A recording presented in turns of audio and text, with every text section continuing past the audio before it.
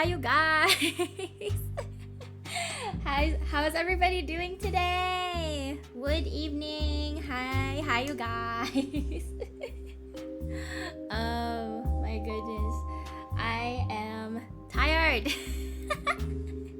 I was working on something just now. I made a new emote, but it's still getting approved. I guess Twitch is still trying to see if it's porn or not.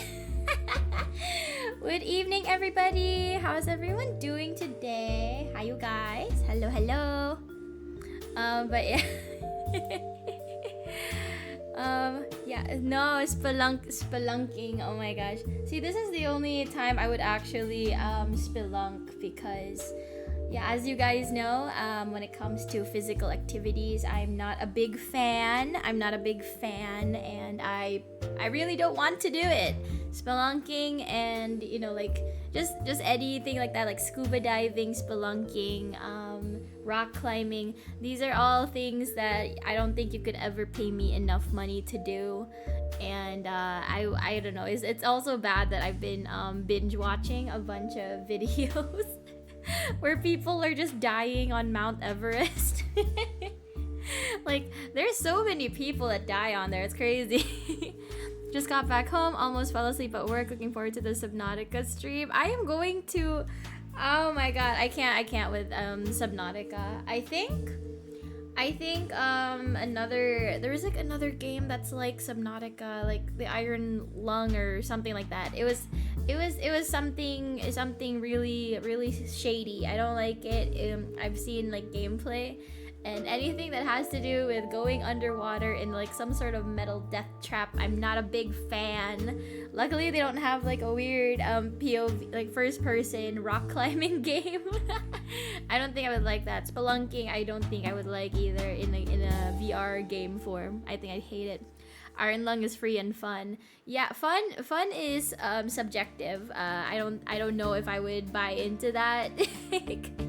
Fun, I don't know about that, man. Yeah, maybe not.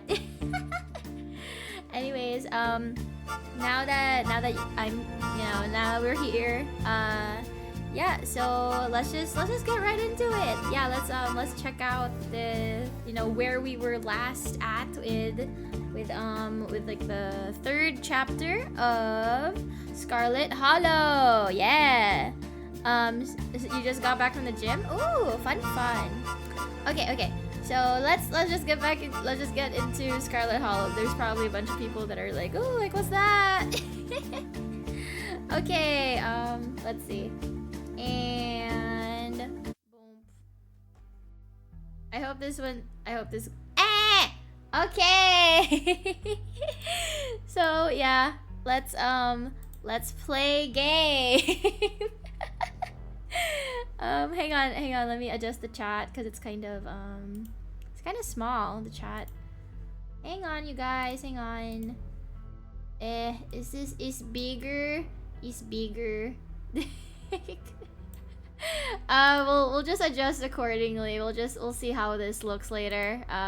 When there's more stuff on screen. Hang on. Wait. Yeah, just give me a second, chat. I think I'm not loving how this looks right now, so let me just adjust that. And I have to go into my freaking. I think I have to go into my my stream elements. Hang on. I think it's way too wide. So let's just adjust that. That should work, maybe. Hopefully it works. But anyways, yeah, let's just get started. Yeah, let's go. Usually you have to pay good money for a live in our yeah. Okay. Wait, let me test this out. Maybe this will work. Hang on. Oh no, okay, so the chat is showing up. Okay. We'll adjust accordingly. Okay. Maybe that. Maybe we'll see. Okay, we are loading up a game. Man, I haven't. Okay. Oh my gosh. Oh my gosh. Episode 4 awaits. If you'd like to save before continuing, please do so now. Join the Discord. Continue. Would you like to see a recap before starting episode 4? Yes, please. Give a full recap or just episode 3? Do you guys want a full recap? Sound off in chat, please, if you guys want a full recap or just episode 3. Mainly because I don't know who's here, and I don't know if you guys would prefer like a full recap. Mainly because it's like, you know, like there's probably a bunch of newcomers who don't know what the fuck we're doing. So if you guys want a full recap, please say so. Do I even remember what happened? I have no idea. I'm gonna be honest. I kind of remember the story, but I liked how they did the full recap before. Okay, we'll just do a full recap for the people who haven't been here before. Okay, full recap. Also, yeah, like I said, you guys, backseating is allowed, as you can see. The long-lost cousin, the bad news, the 26 hours of bus rides with countless late-night stops and CD depots that would have felt unsafe even in the middle of the day. You wouldn't normally find yourself traveling like this, but your cousin bought the tickets. The funeral of Pearl Ann, Scarlet, your cousin's mother, and your aunt seemed like something you shouldn't ignore, even considering your own late mother's rocky relationship with this side of the family. Welcome to our family's humble estate. Unfortunately, due to the current state of our house, only a few rooms will be safely accessible during your stay. I wouldn't go wandering anywhere else if you value your limbs. The floors have been known to give out. A single deer remains behind. Staring down the beam of Stella's flashlight while Gretchen whines and pulls at her harness. I wonder if we should kill Gretchen in the like the next gameplay. Or maybe we could just talk to Gretchen. I don't know. We'll probably talk to Gretchen. Come on, you, whatever your name is, grab that flashlight and help me line up a good shot. As the creatures in the tree line grow louder and more numerous, Gretchen violently strains against her harness. Can you guys hear the music, by the way? Yeah, can you guys hear the music? You dive forward and scoop Gretchen into your arms just before she manages to wriggle out of her harness. Your eyes fixate on the dark tree line over Duke's shoulder. God damn it! And then he dies. Stella, keep an eye on her for us. Make sure she doesn't get into any more. Wait, no. Deputy Franklin is the other guy. Stella, keep an eye on her for us. Make sure she doesn't get into any more trouble. My grandmother called them ditchlings, and they are a terrible omen, a sign of great suffering and destruction to come. From the relative safety of your cousin's uncomfortable guest bed, the events of the past evening seem like something that happened to someone else, though you can still clearly picture the terror you felt in those moments. For now, you're safe and you're warm.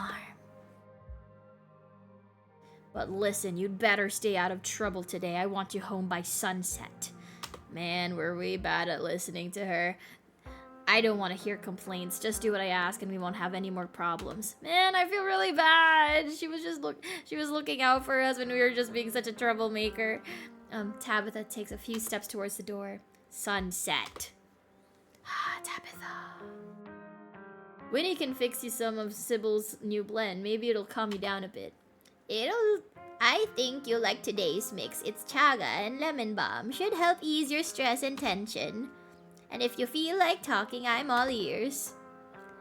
I see you're a private person. I can respect that. You never know how someone might respond to hearing the truth of what you encountered last night. Have either of you seen Rosalina around town? I don't want to be a helicopter dad, but she hasn't been answering my texts and I want to make sure she isn't getting into trouble out there. Hi, Dr. Kelly. We were wondering if it would be okay if Reese could come hang out. Can Reese come out and play? Nothing strenuous, we promise. Whatever you two have planned is probably beyond what he can manage right now anyways. Stay home. Wait for the week to end. Don't keep putting yourself in the path of danger. This is all I ask. Ah, Wayne. Sam Wayne, my beloved. Freaking weirdo. Weirdo corpse man. You're interrupted by a sudden movement out of the corner of your eye. A girl carrying a bundle of snacks pops through a hole in the fence and disappears on the crest of a hill. I wonder if there's like an ending where the kids die. You know, like if we weren't able to save them in time, they just die in there. She didn't. I guess the old Maxwell place doesn't cut as a secret hangout spot these days. But the Shaw mine? That place was shut down like 100 years ago. After a collapse that killed over 100 people. My dad is a foreman at the continuous mining facility, and he says they only abandoned this mine because there wasn't enough coal left. So it's actually really safe, and we can hang out here whenever we want. My dad says our house is haunted. Kanika is interrupted by a pair of thunderous knocks. You turn to see Becca and Alexis gone, and Rosalina anxiously hovering in front of a small tunnel in the cavern wall. She freezes as you notice her. There is something in the darkness before you that's much louder, though you don't hear it, but you can feel it in your chest like a deep growl of a predator. Predator! Hey, are you alright, Inaria? Stella reaches for your shoulder, but not before the light from your phone illuminates the chamber. Inaria, are you alright? You manage to squeeze through the entrance just as the walls of the mine come crashing down. Holy shit, you're okay, thank God. And everyone's accounted for. That was a surprisingly close call. We could have all died in there. What did you weirdos do? Everything was fine until you adults showed up. Becca, shut up. Tabitha doesn't say a word as the car cuts along the darkened road. You collapse in Tabitha's dusty guest bed, your head empty of thoughts. After your time in the Shaw mine, you barely even notice the dust. When you close your eyes, you see the shadowy figures that gathered behind Stella in the mines. Your thoughts are drawn to the carving on the wall and to the visions it imparted upon you. There are two of them now. I like that the recap really wanted to mention that there's two possums now, in case you forgot. Is this our somewhat scared and ever cute? Ah, you're so cute, Ramses. Thunderous knocks must be. Hey. As you're ready to leave, Janie approaches from the far side of the kitchen. Tabitha remains between the two of you, impatiently tapping her foot. Oh, Benaria, before you go, I heard about what happened last night. I heard about it before Miss Tabitha mentioned it just now, and then I heard it again. I just wanted to say that I'm sorry you got caught up in that. You did right by those kids, though. What a blessing. Everyone getting out of the situation all right. Morning. Is the new blend ready? Oh, wait, no. That's the wrong voice. That was Tabitha. Morning. Is the new blend ready? Of course. And Arya, if you'd like to keep Miles company, Tabitha and I will just be a minute. I did not want to keep Miles company. He is a no good, troublemaking 15-year-old. I don't want to hang around them kids. Oh, excuse me. Wait, you're an Arya, aren't you? My name's Bo. I'm Duke's boy. It's a pleasure to meet you. The policeman told me you saw what happened to my daddy. I'm so sorry we let him die. If I'm being honest, all I want to do right now is just drive out of here and take you with me. Lesbians. Maybe tomorrow. My God, lesbians. He's a dog. Right? The mayor. I forgot. The mayor is a dog. The mayor of this town is a dog. Big Bo. Not only is this mayor a dog, but judging from the series of portraits lining the walls, every mayor of Scarlet Hollow has also been a dog. You can tell this dog is the mayor from his little sash and his fancy top hat. There's a regal air about him, almost as if he knows the position of authority he's been elected to. Before you catch up to your companions, you're interrupted. Oh my God, I forgot about the weird bastard. You're intercepted by a nervous man with a cross around his neck. Whoever he is, you can feel his desperation to make a good first impression. A self-sustained and self-fulfilling prophecy. Sounds like old Gretchen and the mayor may have some unresolved issues, wouldn't you say? I'm Pastor Daniel. I take it you're Inaria? Everyone's been talking about you. I'm so sorry about your aunt, but I'm sure she's in a better place now. If you'd ever like to discuss your beliefs, my door is always open. My gosh, it's the skinny boy! The basement is what you might expect out of a tortured artist who spends all his time confined to his studio. Discarded canvases line its edges, while trash and sketches leak out from their piles in the corners of the room, hiding the bare cement floor. Ghoulish faces coat the walls in paint, sneering out at their creator. Your mom is so scary. She can be a little intense, kind of overprotective, which I guess makes sense. Anyway, make yourselves comfortable. You'll have to forgive the mess. I've been distracted lately. Haven't been cleaning much. Dinner is already laid out. Dinner rolls, spaghetti, and a light salad. Kanika anxiously picks at her food. Stella is nervously talkative, and Reese is suddenly quiet and tense, his shoulders tight as his mother perches on the chair next to his. Dr. Kelly eyes all of you with a sharp, fierce gaze. Not exactly sure it worth the whole playthrough, but I kind of want to see what the mayor dog says if you... That's exactly what I mean, though. It's like there's so many animal characters, it makes me want to talk to the animals now. So like in the next playthrough, we're going to go the supernatural route. We're going to be espers. So we'll have like future vision and the ability to talk to animals, apparently. So we were talking about maybe watching a movie sometime this week while Inaria is still in town. We'll have to see how you're feeling. I can handle a movie, Doc. Yeah, we'll just sit downstairs in the dark. Reese is used to that. I'm sure he'll be okay. You're always overestimating how much you're able to do, Reese. This is why you keep getting sick. If I get sick, so what? It's not like that's ever going to change. I'm sick every day and I'm not getting any better. I don't want to spend the last few miserable years of my life holed up in the basement alone just because seeing my friends has been deemed too strenuous. I'm an adult, for God's sake. I can't believe I have to ask for permission from my mom just to have friends. Stops mid-sentence, rinsing in pain and wrapping himself in his arms. Don't say things like that. I'm doing everything I can to try and fix. Silence as Dr. Kelly's eyes shoot open. Reese? And then he dies. Reese abruptly pulls himself from the table and leaves. Also, hi to all the people coming in. Bet the possums will lead. I think the possums have a lot to say. I mean, they've been living in that house for a while. They probably know more about Tabitha than we do. Hey, you're here sooner than I expected. Hope dinner went okay. Oh, right, the bloodstained floor. Whoa. This is where I've seen it. It appears on top of the stain. Ugh, the murder basement. Stella pulls back the carpet, revealing a hatch, the floor around it stained and reddish brown. I'm going for it. God, look at her titties. Oh my god, right, I forgot. Jump scares, right. Movement stirs as a figure cloaked in shadows rises to attention. Who are you? What are you doing on my property? Nice visuals. Before you have the chance to think, another door creaks open on what you thought was the ceiling. It's Sam Wayne! There you are. This is quite the maze, isn't it? And absolutely crawling with these miserable little parasites. Squish. Bottom feeders. The sins of the father are to be laid upon the children. Forfeit your years and I will finally leave.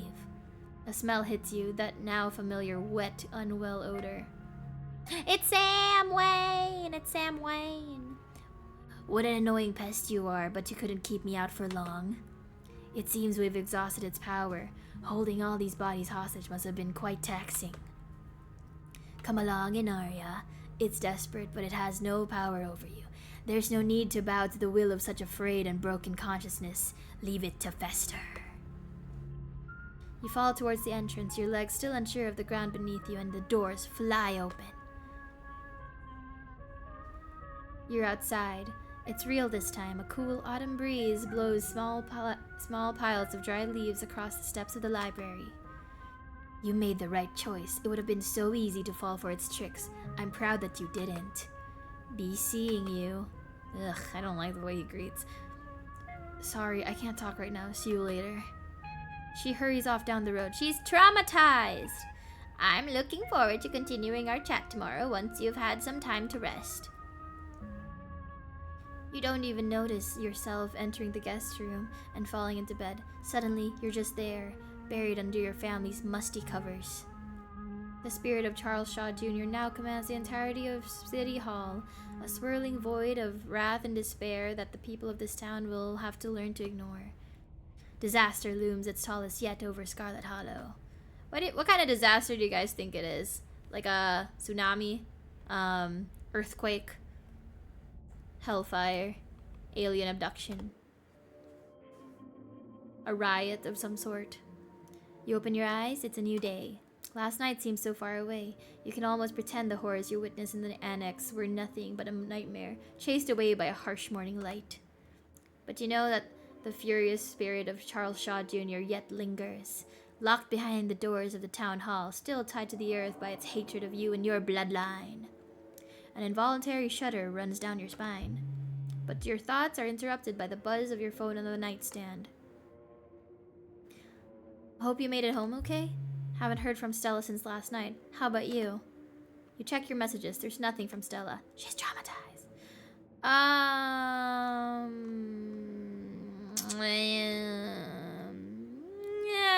you know, let's text Stella. Let's text Stella. Hey, I'm kind of worried after you ran off. Text me as soon as you get the chance. Okay. You wait for a few silent minutes. Your message sits undelivered. And then we'll just reply to Kanika. Haven't heard from her either. That's not good. I think we should try looking for her. Let's meet up in town. Hey, leave her alone. She's grieving. She's having a problem right now. With how your mansion is on Nightmare Before Christmas Mountain, I'm thinking earthquake. Probably. We're probably gonna fall into the river or like into the ocean. Looks like you have your morning plans in order. Take a shower. You know, just because it's like just because it's kind of a ritual now, we're gonna visit the possums.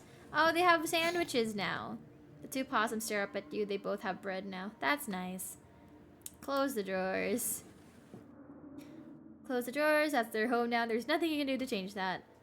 Check the closet. Okay. This is gonna be weird, but we've been checking the closet every day since we've been here, and that thing's definitely moved, I'm sure. And there's like blood stains all over it. So that's nice. There's no denying it. The doll moved at some point since your most recent visit. But your long dead relative's creepy doll isn't the only thing that's different. Someone was in here. And judging by the residue that was left behind, you're pretty sure you know the culprit. That means he was in your room.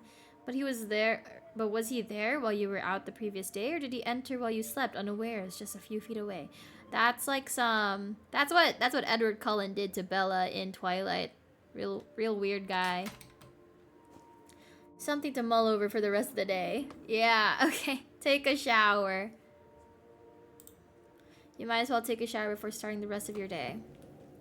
Oh, have we showered here before? We used the toilet, but I don't think we've ever showered in this bathroom before. Or wait, no, we did in the previous day. Yeah, we stepped into the guest bathroom and into the shower. It's because we came from the mines, so we had to like shower. It feels good to wash away the grime of last night's haunting, but eventually you'll have to leave this place and confront the rest of the day. In the meantime, you think about the door in the clinic. You're still drawn to it. Even now, you'll be going back there today. You're sure of it. Think about Oscar and Rosalina and how the specter of Charles Shaw Jr. has left them without a home and work. Think about the afterlife. It's undeniably real at this point, and what you've seen is terrifying. Think about Stella running off last night. Hopefully she's just sleeping in. Think about Duke and the image of him lying there, slumped against... This is a negative day. This is a negative morning. This is a really sad freaking morning. Scrub feverishly trying to scrape the memories from your skin as if they're part... think about Sybil's warning. The worst is yet to come. Think about Wayne, or whether you're ever truly alone. Think about someone special. Think about family being out of this hellhole and safe in your own bed. I want to go with this, because it's plot related. Got plenty of side stories. Wonder how they'll all pan out, or likely connect. That's the thing too, right? Because there's only like one chapter. We won't be able to explore everything. That's the thing. There's just so many endings for such a short game. I say short as if it wasn't like 2-3 hours each chapter. You think about the door in the clinic. You're still drawn to it even now. You'll be going back there. Yeah, this is just for plot. Just for plot. Because everything else is kind of just like, it's just, you know, something for the character to think about. Head downstairs. It's time to face your cousin. She's gonna be so freaking pissed, dude. She's gonna be so mad. She's not here, but it looks like she left a note on the counter. Wow, that is bad writing. Had to run. The librarian needed a new house, so I'm giving him the keys to the Maxwell place. All right, she owns it, sort of. And the miners decided to stage a strike today of all days, so I won't be around. Oh wait, we're the reason why oh no, we're the reason why the miners are doing a strike. It's our fault. Oops. I know there's no point asking you not to do anything reckless, but I'm asking anyways. Be back late. Call if you get into trouble. Tabitha. Time to figure out the rest of your day. Investigate the garden again. No wait, let's make a PB&J. Nice. If Stella's MIA, who knows when you'll get the chance to eat. You make yourself a PB&J in anticipation for the long day ahead of you. And that's that. And investigate the garden. From your eavesdropping in the general store yesterday, it sounds like Tabitha's keeping something out back, now that she's gone for the day. Now that she's gone for the day, you can investigate the garden to your heart's content. Hell yeah! Hell yeah. The air is chilly today, the overcast sky hanging oppressively over the weed-choked flower beds. It's too cold! Head back inside! Wait, can we grab like a jacket or something? Venture deeper into the garden. Sybil mentioned an enclosed space. There isn't a shed out here, but the greenhouse fits the bill. It feels dangerous out here. Head back inside. Yeah, it's for plot. We already almost died like a couple times. It's fine. Tabitha will remember that. At least we didn't touch her ice cream or her what else did she want? Like yogurt or some shit? Yeah, no, it was her ice cream and her mac and cheese, her Kraft mac and cheese. You start carefully picking your way through the underbrush. It doesn't take much effort to find a path. Cuttings of prickly raspberry bushes and tangled vines litter the ground around the greenhouse. You step towards the door. Oh gosh, okay. Did you see that? Did you see that, chat? There was like a little shadow of a goat just now. So that was interesting. There's like a goat inside. It's sealed shut by a lock, and you catch a brief glimpse of a horned shadow through the ancient clouded glass. It was a goat. What a strange thing to keep in a greenhouse, especially one so isolated and overgrown. Examine the lock, pick the lock. Yeah, let's just look at the lock first. It's just a padlock. You can pick something like this open in a second. Why do we have criminal traits? When are people going to learn that a mere lock can't keep you contained? You pop it open with ease. Reminds me of that one YouTube channel that their entire content is just opening locks or something. I don't know, like... A warm barnyard smell floods your senses as you stare down at the goat within. It stares back up at you from its place on the tiled floor, surrounded by dried herbs. Have you guys ever been around farm animals, especially goats or cows or something? They smell really bad, and like it's like a very specific smell. It's like I can't find this smell on any other animal but like these types of animals. I don't know what it is. It's I don't know, maybe that's just how their sweat smells. I don't know, but they have like a very specific smell, kind of like how wet dogs have a specific smell. Goats and cows have a specific smell. Maybe if you could talk to animals. Oh my god. Yeah, we're definitely gonna do the talk to animals route next time, because like look at how many animal characters there are. The animals know all, you know, they're witnesses. When I drive south, it's full of cattle, and yeah, it's such a specific smell, right? Such a specific odor. If you could talk to animals, the goat might have some hidden insights to share about its situation, but that would be ridiculous. People can't just talk to animals, man. They really know how to make you feel like shit for choosing the wrong answers. Well, we wouldn't have been able to get in without our street smarts, so it's like, I don't know. Untie the goat. Listen, if it's in the garden, if it's Tabitha's house, she probably knows it's here, right? It's probably her pet. We probably shouldn't do anything. You're free. Go prance off into the wilderness. Nobody can keep you here any longer. Yeah, let's not do anything. The door's already open. You think for a moment about whether you should keep it that way. Close the door on your way out. Yeah. I'm not gonna get on Tabitha's bad side even more. The fuck? She's scary. I'm more scared of Tabitha than like the weird murderous ghost, like ghost guy of in City Hall. Like that dude, what was his name? Charles Shaw Jr. Yeah, his spooky ghost asking for a few years of my life. Not as terrifying or as intimidating as our scary angry cousin. Those woods are full of those gremlins doing weird things to animals anyways. Oh yeah! The goat's gonna die and have like weird fetus tumor things. Yeah, gross. You close the door behind you and reapply the lock. Your cousin will be none the wiser about your little excursion. She'll probably smell it off the padlock, I'm gonna be honest. She'll be like, this padlock is 2 millimeters to the left. And Narya was here. She's like that, I feel. You've investigated the garden. With Sella missing, it's best not to keep Kanika waiting for much longer.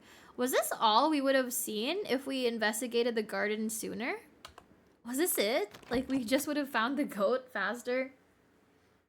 Head to town. You head to the... See, that's the thing about this game. It's like, depending on the traits you pick, there's like different choices. So it would be interesting to do like the Esper route. You head to the front door and begin your trek to the town below. I'm curious to hear what the possums and what that cat have to say about everything. Like they know Tabitha really well. So for the next gameplay of the next playthrough of this game, we'll probably try to befriend Tabitha, just because, right? You know. Also, do you guys see that? Just everywhere. One's here.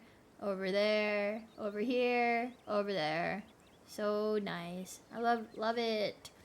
The sun shines down through a thin layer of clouds, illuminating the path in a watery gray light. Also, I thought they were nocturnal. I'm kind of surprised that they're not. There's one here too. They're diurnal. Yeah. Glimpses of blah blah blah blah. Yep. As you continue to trek into town, you pause to stare out at the mountain range beyond the holler, contemplating a world that's blissfully unaware of the danger threatening the cities of this tiny town. The world outside feels less real with each passing day, as the strange reality of what's happening in Scarlet Hollow gently uproots what you've always taken to be truths of our world. Your everyday worries seem distant, overshadowed by a fear and dread that hasn't stopped building up since the moment you stepped off that bus. Oh my god! You know what? Out of all the people in Scarlet Hollow, the goth babe, she's had the best sense of style thus far. She's been dressing so nice. It's been pleasing to the eyes. Isn't long until your journey from the estate is over, and you once again find yourself on the main street of Scarlet Hollow. My god. I actually made a top like this once. It was like one of the very first things I made, and I just like took a t-shirt, cut it up, added some lace, and I made a like little top that looked like that. Inaria, you made it down the hill in one piece. Thank God. I didn't realize there were so many of those ditchlings around, or I would have driven up to get you. I can't believe they're outside during the day. It feels wrong. How are you doing? Much better now that I'm with you, baby girl. I'm mostly worried about Stella right now. I'll feel better when we find her bad. Excited mostly. I can't wait to find out what horrors we'll witness today. I'm keeping it together, you? I'm not feeling much of anything right now. How about you? I doesn't feel... Yeah, we'll flirt. It's there, you know, it's there. Much better now that I'm with you, baby girl. Me? Oh my gosh, Inaria, you're too much. But I feel better too now that you're here. Even with everything we've been through, being around you somehow feels safe. Hell yeah. We're so in, bros. We're so in. So how are you mentally? I'm supposed to see your mom at some point today. Maybe she'll finally shed some light on things. So, ghosts, huh? Is the ghost still in the library? You finally got isekai! Dream come true, right? Are we still going to leave today? Any leads on Stella? We could always just chill. I'm sure Stella will be fine.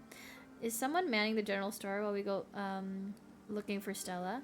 Yeah, we'll just say that. We'll pretend to be a good friend, you know? Screw the general store. Mom can deal. But we're making conversation, you know? We're gonna lead it to... We're gonna do segues today. I'm supposed to see your mom at some point today. Maybe she'll finally shed some light on things. I'm not sure what she's planning to tell you today that she couldn't have told us all last night. Maybe she's going to read your fortune. I should probably stop making fun of her whole new age mystic vibe. A lot's happened in the past couple of days. Still, there'll be plenty of time for tea after we've looked for Stella. Any leads on Stella? I haven't had a chance to talk to anyone else yet, so nope, none so far. She ran north last night, but that doesn't mean she didn't double back.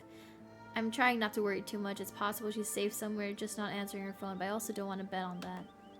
You know, I do worry sometimes because I have a bad habit of ghosting my friends because I'm just like so busy with work or just having a mental health day or something. And then I just don't reply to people. I have so many messages in my inbox and I just have not looked at any of them. So that's my bad. I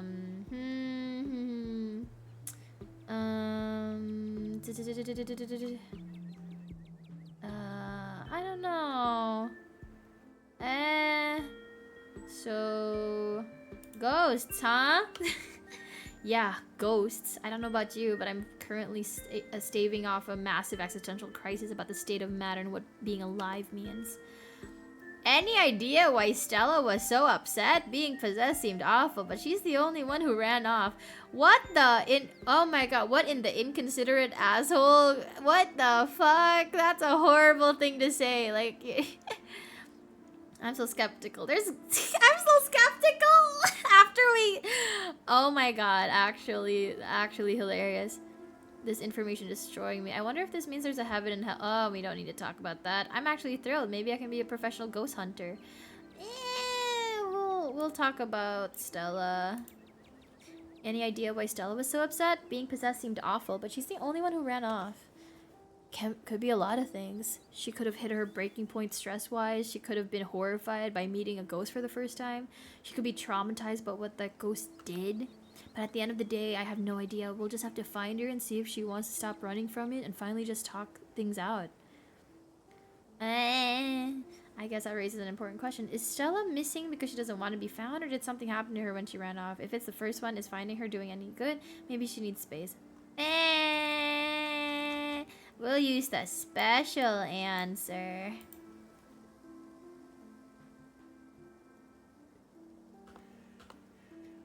Maybe she needs space, but things have been getting dangerous around here. I'd rather not take that coin flip. Even if she doesn't want to be found, that's not good, you know? She's avoided her problems before, but this is different.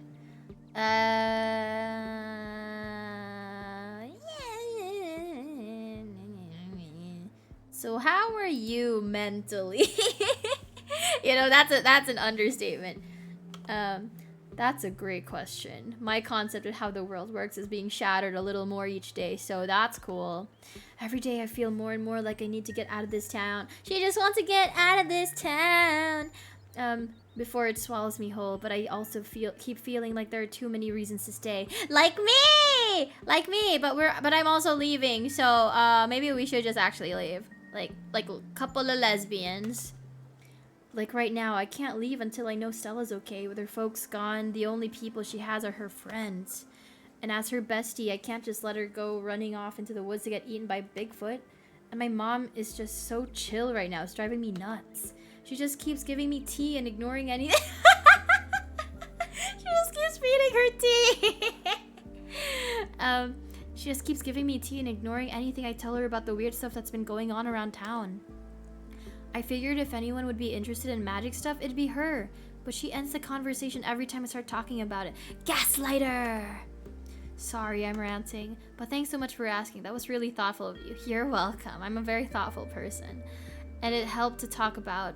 If you ever need someone to rant at too, I'd be happy to return the favor. You know, I actually talk like that to my friends. Like, I always tell them, like, hey, you know, like, it's good to rant. Like, let it out, homie. You know, it's like, it's always good. You know, just pay it forward or something, you know.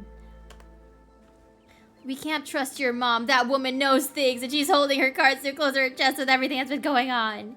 Your mom was the one who told us about ditchlings, so she's being tight-lipped probably for a good reason. Your mom is definitely a witch. Your mom seems like a nice lady. You're being too hard on her. No, she's crazy. We can't trust your mom. That woman knows things. Yeah! Yeah! Cause a divide between the family members. Something does feel different between us right now, though. I think you're right. She's hiding something. I don't know what it would be or why she can't just come out and tell us. She's always been an open book. So I guess there's a reason she's holding back. She and I can butt heads sometimes, but she's a good person. And she cares about what happens to this town. I don't know what she'd be hiding, though. Or why she can't just come out and tell us what's on her mind. She's always been an open book, uncomfortably open if you ask me.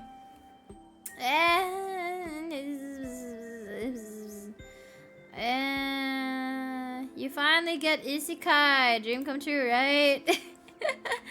No, if I'm getting sucked into some other dimension, I want to get sucked into a reality where I'm a cool magic elf, or I'm dating a cool magic elf, or something fun like that. Believe it or not, getting isekai to Ghost Hell Puppet Theater wasn't one of my childhood fantasies.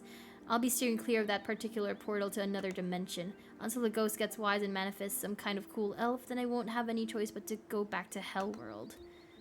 Is the ghost still in the library? I have no idea, and I don't think anyone should even try to get a look, especially not you. Who knows what might happen if that thing so much as catches a whiff of scarlet blood. Are you still going to leave today? Stella's missing. We can't just leave before we find her. If something bad happened to her and I knew we could have stopped it, I'd never be able to forgive myself. I'm sure we'll be able to track her down, and she's tough. She'll be okay soon enough. So tomorrow, definitely tomorrow. Kaneko, we have to get out of here. Yeah, tomorrow. You're going to keep telling until you die at this time, aren't you? Yeah, tomorrow. I know it doesn't sound like I mean it, but I really mean it. I guess we should get started. Yeah, we're burning daylight. Where to first? Ah, crap. Okay. I want to go to the diner. But I want to go to Stella's house first. We haven't been there yet. Let's go to Stella's house. Definitely. I probably should have done that before getting... What the fuck? Getting you to come all the way down here. But to be honest, I was scared of wandering off by myself, just in case I ran into any other horrors from beyond the veil. It'd be great if this turns out to be nothing and she's just asleep in bed. We're going to Stella's house! You make your way towards Stella's house. Oh my god. Hey! Okay. She's packing the whole bakery back there. Kaneko knocks anxiously on the door. It cracks open. The house is quiet. The world outside muffled as to take a cautious step over the threshold into the muted air of the living room. Is she dead? I hope she's not dead. And Aria wants to go around town. Yeah, hell yeah! No excitable pug rushes to greet you at the door, and you have a feeling that no Stella is going to emerge from the shadows to sleepily greet you. This doesn't look like a break-in. It looks like somebody left the door open. Stella or someone else was in a hurry when they left. She's dead! Stella died, and it's all my fault! Oh my gosh. I'm not from around here. Is it normal for people to leave their doors open? Okay. Enter Stella's house. You step past the threshold and into Stella's house. Aside from the corner of the room dedicated to Gretchen, Stella's house almost feels like a museum.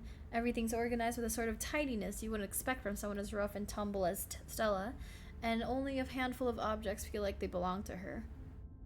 Oh yeah, she lives with her Grammy, and her parents are dead. So that's nice. Okay. Whatever happened to Stella doesn't look like it happened here. Okay, nothing unusual so far. This is perfectly normal living room. No blood or viscera. Not even a tipped over lamp. That's good. Investigate the kitchen. I'm just snooping. Like, I haven't been here before, so I just want to look around, you know, while we're here. A framed picture of your dog is crazy. You know what? My IRL friend, she told me that her mom had to go to a different province, right? And so she was like away from home for a couple months. And while she was over there, she basically had merch of their family dog. Like her favorite dog, because like they had 3 dogs, but she only made merch of one of them. It was like the tiny one, like a little lap dog, right? And she had stuff like framed photos and like a phone case, like a phone wallpaper. She had a freaking customized printed pillow of this damn dog. And then my friend's just over here like, why don't you have pictures of your kids? So that's pretty funny. Stella's kitchen is slightly messy. A couple cabinets are hanging open and a loaf of bread sits on the corner by a used butter knife. Do you guys ever do this? I do this a lot, where it's just like, I'm not 100% sure I'm done using the knife, but I also don't want to just like waste a plate, so I just kind of let the knife dangle on the corner of the sink. You know, like it's like I might come back and make another sandwich, kind of a thing. For my favoritism on another level, yeah, absolutely. Yeah, it's like I like her little her kitty sponge holder though. That's cute. The crust of the bread has gone somewhat stale, but about as much as you'd expect after being left out overnight. Whoever left it here left many hours ago.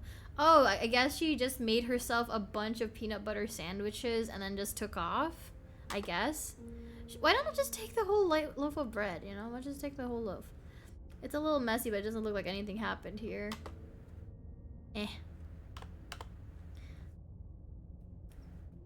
Like anything violent happened here. It's possible she came home, grabbed some food, and left in a hurry, right?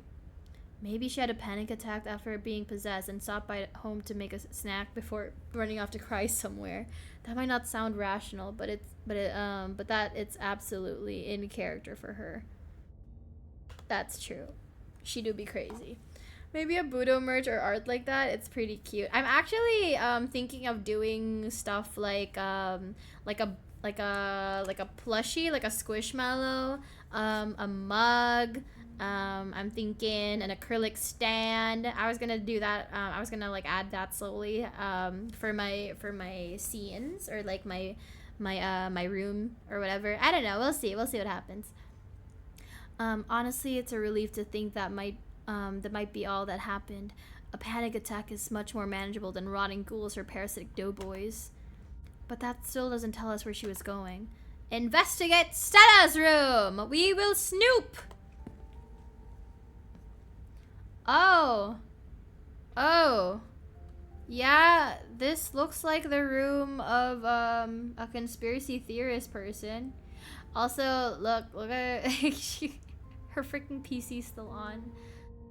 Mothman plushie is very cute. Got all this nonsense. Those speakers that like were one of them is always broken for some reason. Dog snacks, like doggy biscuits. A bunch of cryptid stickers, I guess. Some art or pictures of women. See, I told you guys, she's a lesbian. She's so clearly a lesbian. More hot women. Damn, she crazy, bro. And a pug statuette, a plushie, maybe from her childhood. Multiple doggy beds for some unknown reason. And a soccer ball, and also a healing crystal. Why would she have one? When she doesn't believe in ghosts, but she believes in crystals and cryptids. Crazy.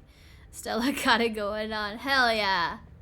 You make your way down the hall to what you assume to be Stella's room. She's not here, though it's a little untidy. It's the usual sort of untidiness that accumulates when someone doesn't often have guests in their bedroom. There aren't any signs of violence. You do notice, though, that her jacket is nowhere in sight. It isn't in her closet, and it wasn't on the coat rack in the other room. Stella's jacket is gone. The Letterman one. It wasn't on the rack in the other room. It's not in here, and she didn't have it yesterday. Okay, I'm sold. Between this and the kitchen, she might have come home last night. Check her computer. We are snooping. You go to check Stella's computer. I'm not sure we should be snooping on her computer. Isn't that an invasion of privacy? Nah.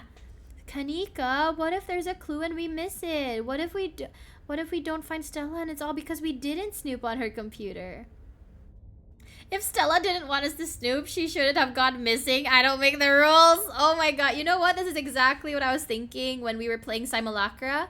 Because if I go missing, people are going to look through my phone. They're going to look through my PC. I got stuff on here that I don't want people looking through, you know? So I'll never go missing. I refuse to, actually.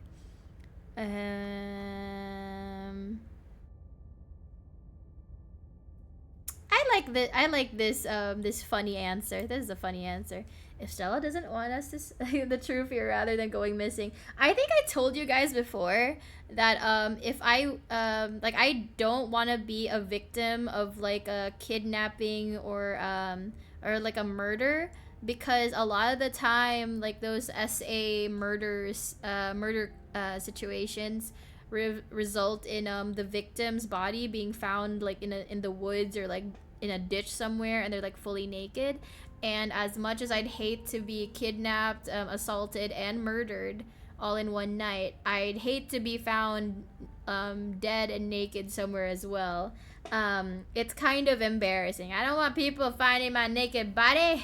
That's embarrassing. If Stella doesn't want to snoop, she shouldn't have gone missing. I don't make the rules. Okay, look. Maybe there's something helpful on there, but this is still way out of my comfort zone. I'll just be over here, standing in the corner, not looking over your shoulder.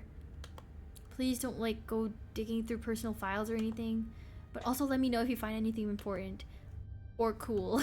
Jesus. Silly doodles. I like that she has like a doodle of a dragon thing. Her dog, that letter S, she fucked up a little bit, which I think is hilarious. Yeah, Stella's desktop is horrifically cluttered. There are simply too many files and folders to fit on her monitor, and they overlap each other in a chaotic multi-layered display. I don't know what I expected to see here, but it definitely wasn't this. How does she ever get anything done? Look for something interesting. You scan through folders and file names on Stella's desktop, looking for something, anything that seems like it might be interesting. One folder catches your eye. Boring tax stuff. You're no fool. You've seen this folder before. You have this folder on your own computer. For me, I put my important secret files in a secret folder. And the thing that you guys don't know is that you can actually change the icons of certain folders or certain files. So I changed the icon to like Internet Explorer or something like that. Basically, just make it like inconspicuous. So it's like, it's something that you know no one's ever going to touch on their own accord, even if they had access to your computer, you know? Boring tax stuff never contains boring tax stuff. For that matter, it never contains anything related to taxes, and its contents are never boring. Open the folder. Imagine it's porn. Aw, they really were besties. Aw, that's so cute. You open the folder. You're surprised to find it contains a carefully mapped out diagram of the Scarlet Hollow mines, including holes in fences and areas with low visibility. There's also a handful of old photos of Stella and Tabitha together as teenagers. Tabitha wears an uncharacteristic grin, an authentic, joyful smile, and Stella's eyes are somehow brighter, less tired. You know, I'm pretty sure the death of their family members probably had something to do with their current mental states and emotions, Cause like these are just two like teenagers, you know, just having a good time. Maybe dating, maybe not, but they were close buddies, right?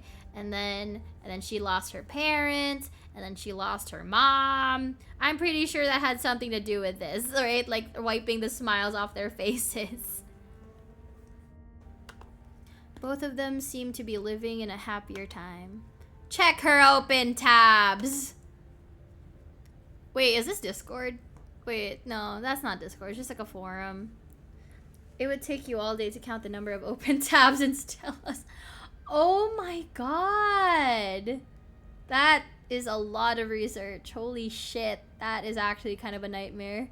That's crazy. Have you guys ever done that? Like, for me, it's always like when I'm researching or looking for reference images or something. And then, oh my gosh, the joy of, the joyful feeling of when you finally finish a project or an assignment and you can finally close all the tabs. It's like the equivalent of drinking water so that the toxins leave your body, or it's just, you know, it's like going to a spa. You can feel the stress leaving your body. It looking like a coworker's computer. I don't get how people have so many tabs, right?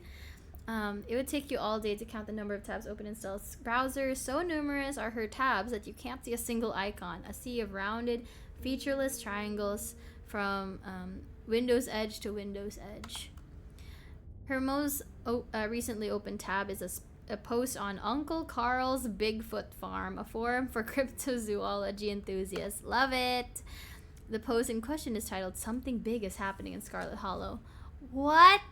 Don't tell people that. Hidden Appalachia. Hey everyone, was out chasing a skunk ape sighting. Oh, Hidden Appalachia is Stella's username. Okay, got it. I'm pretty bad with opening a bunch of windows though, which is not much better. Oof. When opening several windows versus opening several tabs, bro. Actually, no, I'm kind of both. Where it's like I would open windows depending on the category of tabs that are in there. Which is funny because I know that Opera GX, which is my browser, Opera GX has a feature that lets you basically organize these types of things, like organize links and files and stuff, and I kind of forgot how to do that, so I just don't. So instead I just open a bunch of new windows and a bunch of tabs in each window. So it's like I'll have one main window that has like a bunch of like YouTube videos or Google Images, and then I'll have another window that's like manga or something like that. Hello again, what is going on? Hi Angel, good evening. We're basically playing a game and we're snooping around looking for our missing friend. Hey everyone, was out chasing a skunk ape sighting the other day and I found these weird little guys. My friend's mom says there's something called ditchlings, but I've never heard of them before. Anyone have any good leads?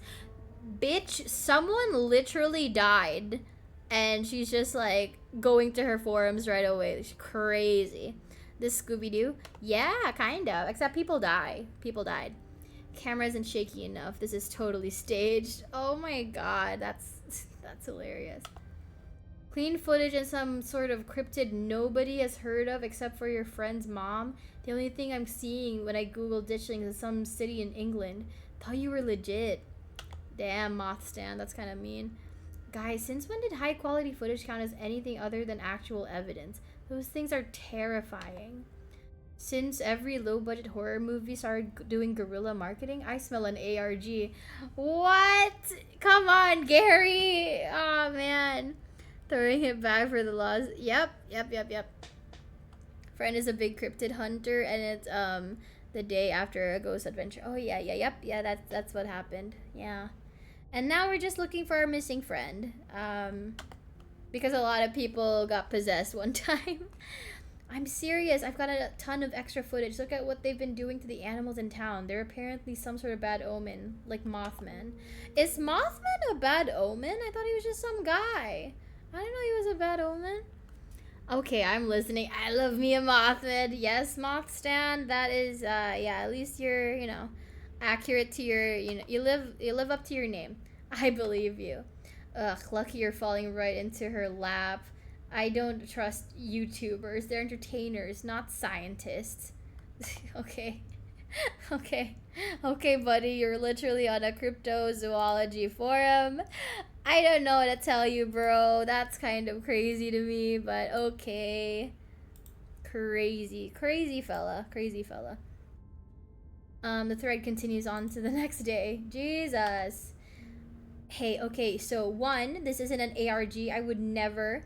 And two, you're not going to believe this, but we went into an abandoned mine last night to investigate things, and I'm pretty sure we found some Tommy knockers. Listen to this knocking we managed to catch on tape. There's a link to an audio file titled Tommy Knockers Real.wav. My god. Just because you put the word real in your file name doesn't mean they're real.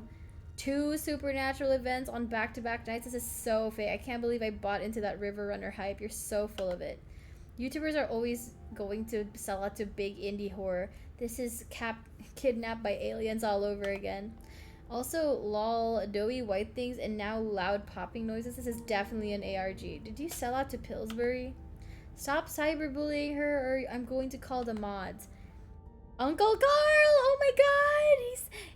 He's the owner of the website. Oh my goodness. Locking this thread and giving everyone a 7-day ban. No cyberbullying and no self-promo. Yo, what the fuck? That's crazy strict. That's crazy strict. The thread ends. Check her search history. Oh gosh, I don't know. Kind of crazy. You check Stella's search history. She hasn't visited any websites since Tuesday night. If she came home after last night's incident, she didn't touch her browser. Her search history is almost entirely work-related, a furious series of queries for various monsters and cryptids that might fit the profile of ditchlings. That's that. This is a waste of time. Okay, I think we've seen enough. Thank God. I love seeing someone's room before they've had a chance to clean it up for company. It's a nice little snapshot, you know? This sure looks like a room. Any thoughts? It's a mess. Do you think there's a struggle in here? I don't think there's any clues here.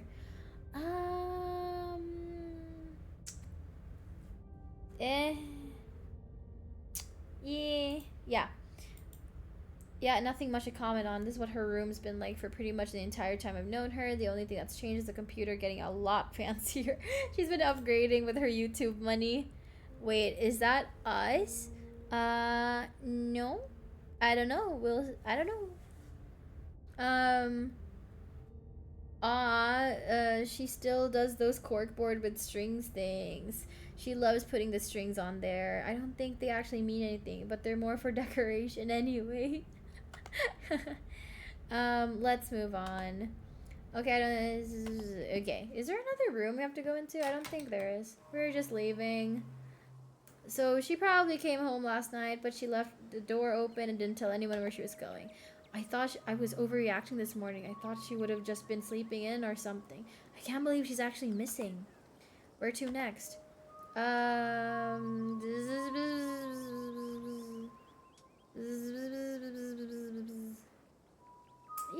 let's go to Oscar and Rosalina. See, this is like the annoying part about these types of games. You have to like go looking in different locations before you get any progress. Is that the woman we're helping? No, that's just our friend, our new friend. So it's like first person POV, so that is not us.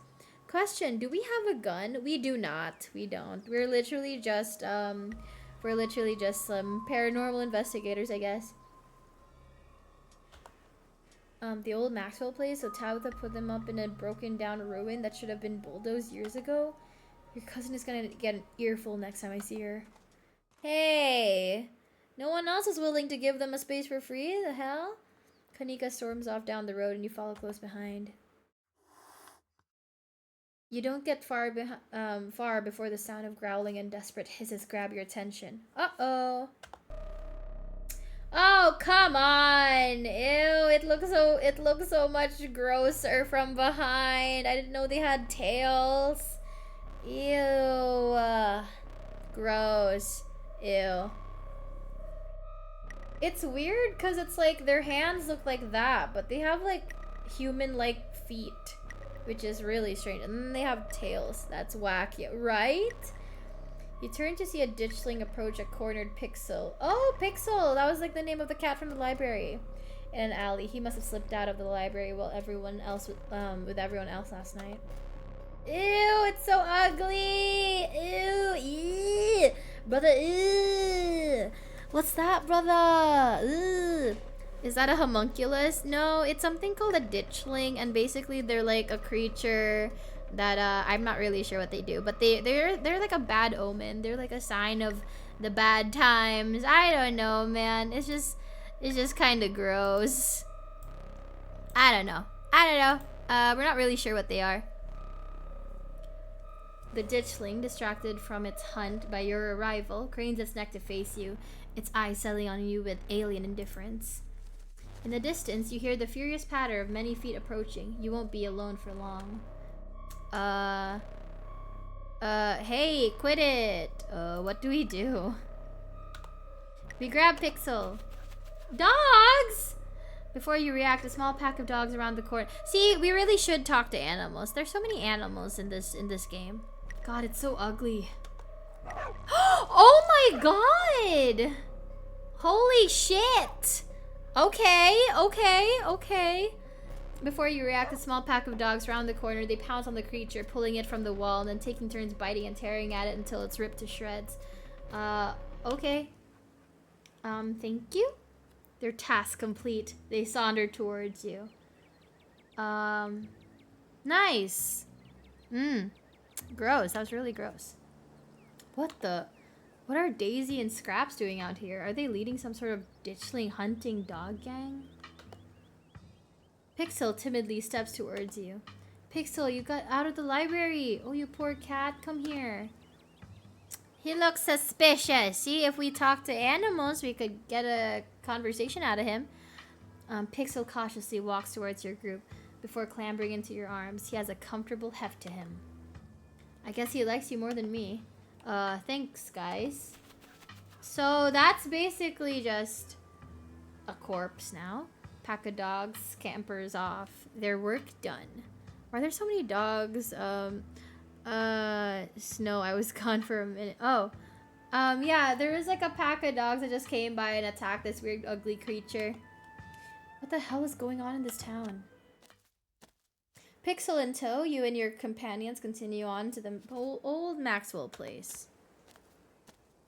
We're just gonna be looking at this cat the whole time. Because it's technically in our arms. The old Maxwell place. It was clearly once a mid-century modern home, and undoubtedly quite stylish for the time. But it's been abandoned for unknown decades, and moss and vines choke its exterior, barely concealing cracked walls and dust-clouded glass.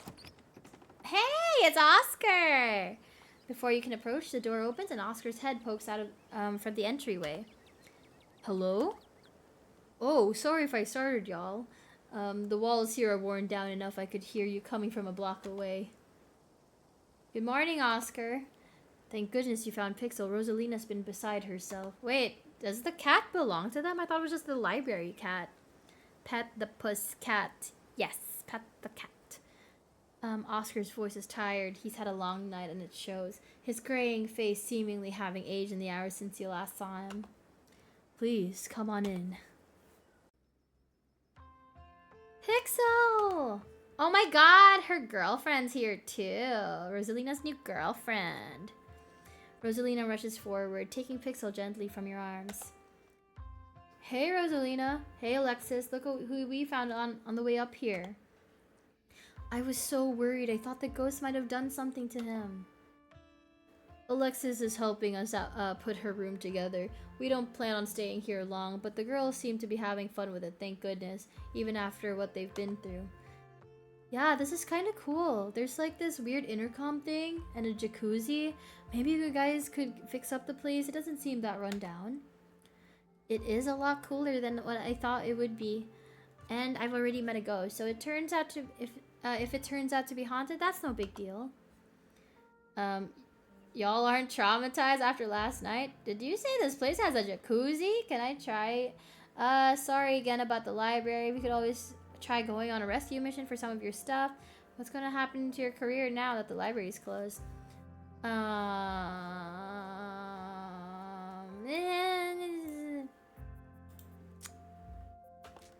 I don't know. The past 2 days have been really weird, but I figure if I survived all that, it can only get better from now on, right? And we went through it together. I think that helps. It's helped me at least. Lesbians. Dad bod spotted. Damn, right? Dad bods are kind of hot, not gonna lie. You two are way stronger than me. My nerves are so frayed. I feel like I'm one more traumatic event away from a heart attack, but that's just because you're old, Oscar. Same.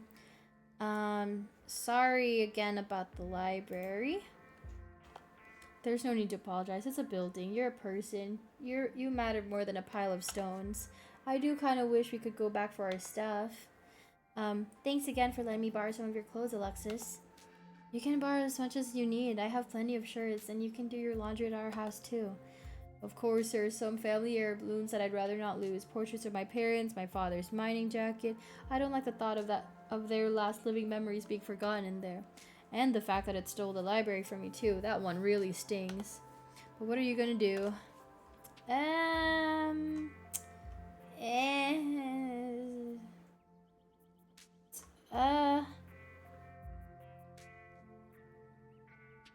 Okay, we'll just say that. What's gonna happen to your career now that the library is closed? That's a good question. I was up all night wondering the same thing. If things stay the way they are right now, it's essentially like the library burned down. The books are inaccessible, the building is unsalvageable. In that scenario, the county would have to put up the money to build a new archive, or we'd have to move someplace where I can work in an existing library, and Scarlet Hollow would lose a valuable public service. Oscar, move? So you and Rosalina would leave? Well, we're not doing that, right, Dad? We're staying here? I'm going to do everything I can to keep us here. I wonder how much turbulence it has. A lot. You tell him, Oscar. Libraries! Yeah, hell yeah, libraries.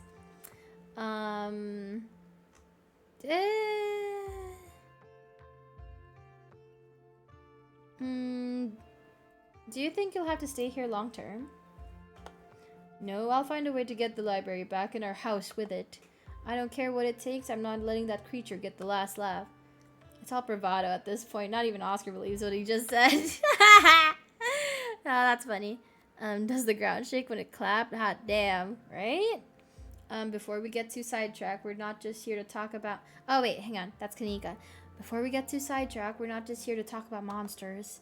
Oh? Stella's been missing since last night. Oh.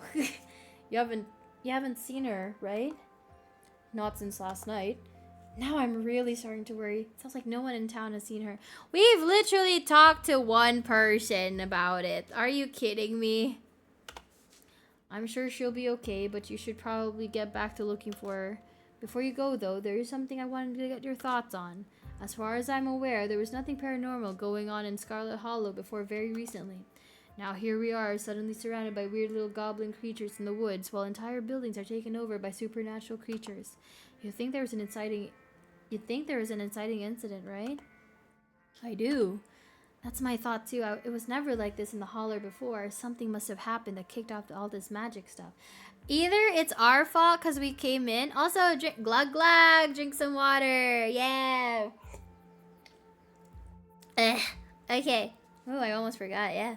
That's why I have that reminder. It's for me mostly. It was never. Do you think it's our fault, or was it the death of Pearl Ann? What do you guys think? Whatever the cause of this is, there must be some way to put this genie back in the bottle. I'm going to do my best to find out if there has ever been any similar events and whether there's anything special about Scarlet Hollow that might explain what's going on. The town archives are, unfortunately, in the library. I told you putting everything online was important. No one uses paper anymore, Dad. You were right. It'll be my first project if we get the library back. I've learned my lesson. Until then, I'll just have to make do with what I can find online. We'll fill you in on what little we know, so you at least have some place to start.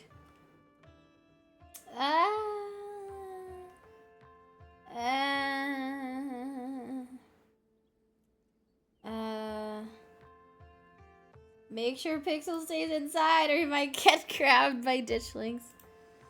The dish things are those things from the woods, right? With those faces. They snatch animals to do some kind of parasitic egg-laying thing. So unless you want some of those things to pop out of Pixel, you better keep him where he's safe. Not Pixel. He's the best kid I've ever met. He's like a little dude. How do we know he didn't get infected already? He was out all night. Is he gonna be okay? I think some dogs kept him safe. Like a gang of dogs. I know it sounds ridiculous, but we saw with our own eyes. A gang of dogs. I suppose stranger things have happened. This very week, in fact. But we'll make sure he stays safe, right, Rosalina? I don't want the dog to die, man. I don't want the cat to die. I don't want any of the animals to die. I'm not letting him out of my sight ever again. I think Sybil knows more than she's letting on. She wants me to come to talk to her today. I forgot about that plot point, but okay. I know we've been over this, but I still think you're barking up the wrong tree. Why would my mom hide anything from us? She has always had a strange air about her, hasn't she? I'd be interested to know what exactly she intends to discuss with you, Inaria. I have a feeling she has more than tea to offer. I wonder if this could be the work of some sort of cult.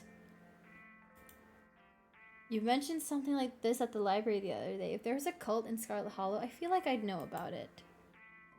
I don't know. I'm just throwing know any cults that could be responsible. Maybe I think the cops are in on it. Maybe it has something to do with the church and the pastor. I think the cops are in on it. Let's blame the cops. I don't know. They just seem so. What's the word I'm looking for? Ineffectual? Exactly. Even if they are part of a cult, I doubt we'd really have to worry about them. Though if they were part of a cult, that sort of public image might benefit them. Look at us now. Everyone here except for Inaria was eager to dismiss any notion of wrongdoing. Something to think about. We've been finding these weird stone seals. There was one in the mines and another in your basement. There might be more. It's always the government. Yeah, I think so. I was discussing this with a friend recently. Over there in America, it's very interesting how no matter what, you guys have such a distrust in your own government that you're not willing to listen to anything they have to say, basically. It's like everything has to be a conspiracy. Like for example, anytime there's like a weird thing up in the sky, you guys are like, they're aliens. And then the government says, no, that was just like a missile test. That's all. And then you guys are like, no, they're aliens and the government is hiding this information from us. They're doing a cover up. And then not too long ago, months ago, they were like, okay, so aliens are real. And you guys were like, no, they're not. And you're like, those aliens aren't real anyways. You guys are trying to cover up something else. You're trying to distract us from something. And that's why you guys are bringing up aliens now of all times. And it's just kind of funny because in a lot of countries around the world, like they're so used to corruption that like the corruption is mostly just like greed. It's just like money related. So it's kind of like, you know, it's never something about controlling the populace or whatever. It's always just like, how much money can we skim off the top of taxpayers, you know, or like they're just like taxes, right? Like how much money can we embezzle? That's basically how people view governments over here in the East. And then in the West, it's like, it's aliens and the government is trying to keep it from us. So it's kind of funny how that sort of thing works in regards to like not trusting your government. These are those carvings you mentioned last night, right? To think there was something like that under my house all this time, and to think someone must have put it there. But who? This gives me quite a few threads to follow. Thank you, Inaria. Inaria, didn't you say you felt something similar to the mind seal outside the clinic yesterday? I hope that doesn't mean something weird is about to happen there too. I think there's something in the clinic. There was this door yesterday and I could feel something pulling me towards it. Right. I'd almost forgotten after everything happened yesterday. You said there was something there that reminded you of the mines, right? I see. I'll dig up what I can on the clinic. There's a lot of history there. I wouldn't be surprised if there's something haunting that place as well. Aliens! Oh god, you don't think that's why Reese is sick, do you? Oh my god, I didn't even think about that! I mean, like, the mom was scared of him, and I kind of figured like maybe he's like possessed. I didn't think it's like why he's been sick really, but it's like it's been 10 years he's been sick. He's been sick for years, hasn't he? If there's something supernatural causing his illness, it puts a bit of a wrench in our recency theory. It does, but maybe there's more to it than that. Maybe things being clustered so tightly together is just a coincidence. Maybe Scarlet Hollow's been weird for a long time and we're all just starting to realize. It took me back-to-back encounters with the paranormal on consecutive nights to even consider that we might be dealing with something supernatural. We need to get Reese out of there before something bad happens to him. Reese mentioned a movie night, right? It's a perfect cover for investigation. We should investigate the clinic. I'm sure Reese will be fine. I'm gonna break into the clinic and see what I find. And we're doing a movie night. Gotta be stealthy. You gotta do these stealth missions. Yep. Who knows if that would fly with Dr. Kelly, though. After last night, I'm pretty sure she's not going to let us anywhere near her house. Well, it wouldn't hurt to try, you know, instead of breaking in right away. Because whenever you want to do something wrong or something that's not allowed, you want to see if you could do it in an easier way before trying to do it in a more difficult way, right? Have a backup for your backup plans, but it's like you never go with plan C before you go with plan A. And plan A should never be the most difficult type of plan, unless it's like a really important thing that you have to do something like, you know, kind of like a Mission Impossible type of a thing. Like, if you don't want to come up with a plan B or C, come up with a good plan A. But in this regard, it wouldn't hurt to try doing things an easier way, you know? No, absolutely not.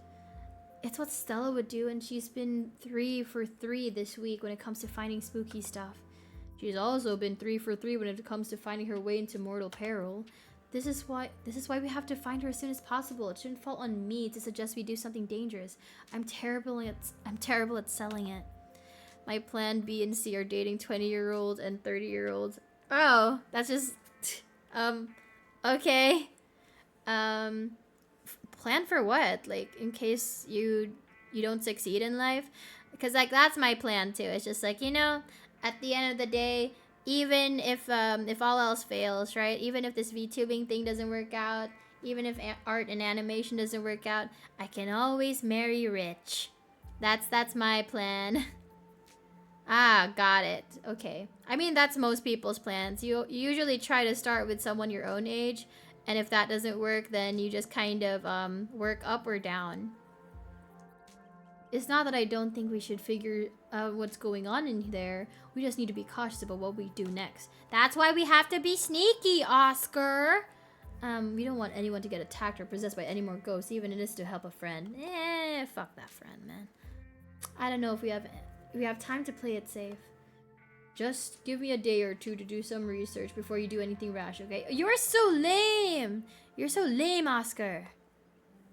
Whatever we're doing next, I feel like we're missing a vital team member. We need to find Stella and fast. Burning daylight, let's head out. It sounds like you get something to work on now. We should get back to looking for Stella. I do. Thanks for the lead, Honoria. Let us know what you find. I will. We're going to get the library back and we're going to figure out how to fix whatever is wrong with this town. Hell yeah! So that's Oscar. Any other ideas? We should go to the cops, right? Nope. We should go to the mines. There's so much exploring. Okay. The diner, the mines, the church. Diner seems like a place Stella would go to. Let's check out the diner. Good idea. Folks tend to congregate there. Maybe we'll run into someone who's seen Stella. The miners and Avery. The diner is busier than you've ever seen it. The small booths packed with miners. Oh yeah, the miners are on a strike right now because of us. It's our fault they're on strike.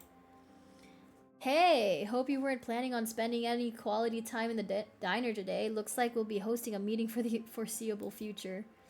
What's going on? There's a strike up at the mines. They've made the diner their base of operations. Huh, good for them. It's about time something like this happened. This is great for business. These fellas can have as much free coffee as they can drink it. They keep if they keep piling in like this. The miners didn't even notice you enter the diner. Instead of speaking in hushed voices, argue with each other loudly enough for you to easily overhear. I guess the shift schedules are pretty brutal, and I'd like more vacation days. I'd love to be able to see my family around the holidays, and better health benefits would be amazing. But what if she decides to fire all of us? Zax was this guy, I think. You're only a year or so into the work, and trust me, the longer it goes on, the more it sucks the life out of you. At first, you're just unhappy, but you figure you can weather it till you find something better. A paycheck's a paycheck. Next thing you know, you've lost years of your life to a company that doesn't give a solitary shit about you, that uses up every free second it can suck out of its workers and pays us just enough to survive, but not so much that we can ever save enough to get the hell out. But we should get fired for this. But we could get fired for this. Are they diner miners? That's hilarious. I love that, diner miners. The miner diner. But we could get fired for this. I really need the paycheck. I can't get fired, and the company housing. That makes a big difference for me. Right, the company housing. How generous of Tabitha to put you up in a company-owned shack that ain't had maintenance done in decades. Taking a big chunk right out of your paycheck that sure ain't ain't going towards property tax or and upkeep alone. The company housing that means almost nobody in this whole damn town owns the place they live. We have numbers on our side, Harrison. After what happened up there the other night, damn near everyone is joining the picket line. She can't afford to lose us all. We have the power here, so long as we're united.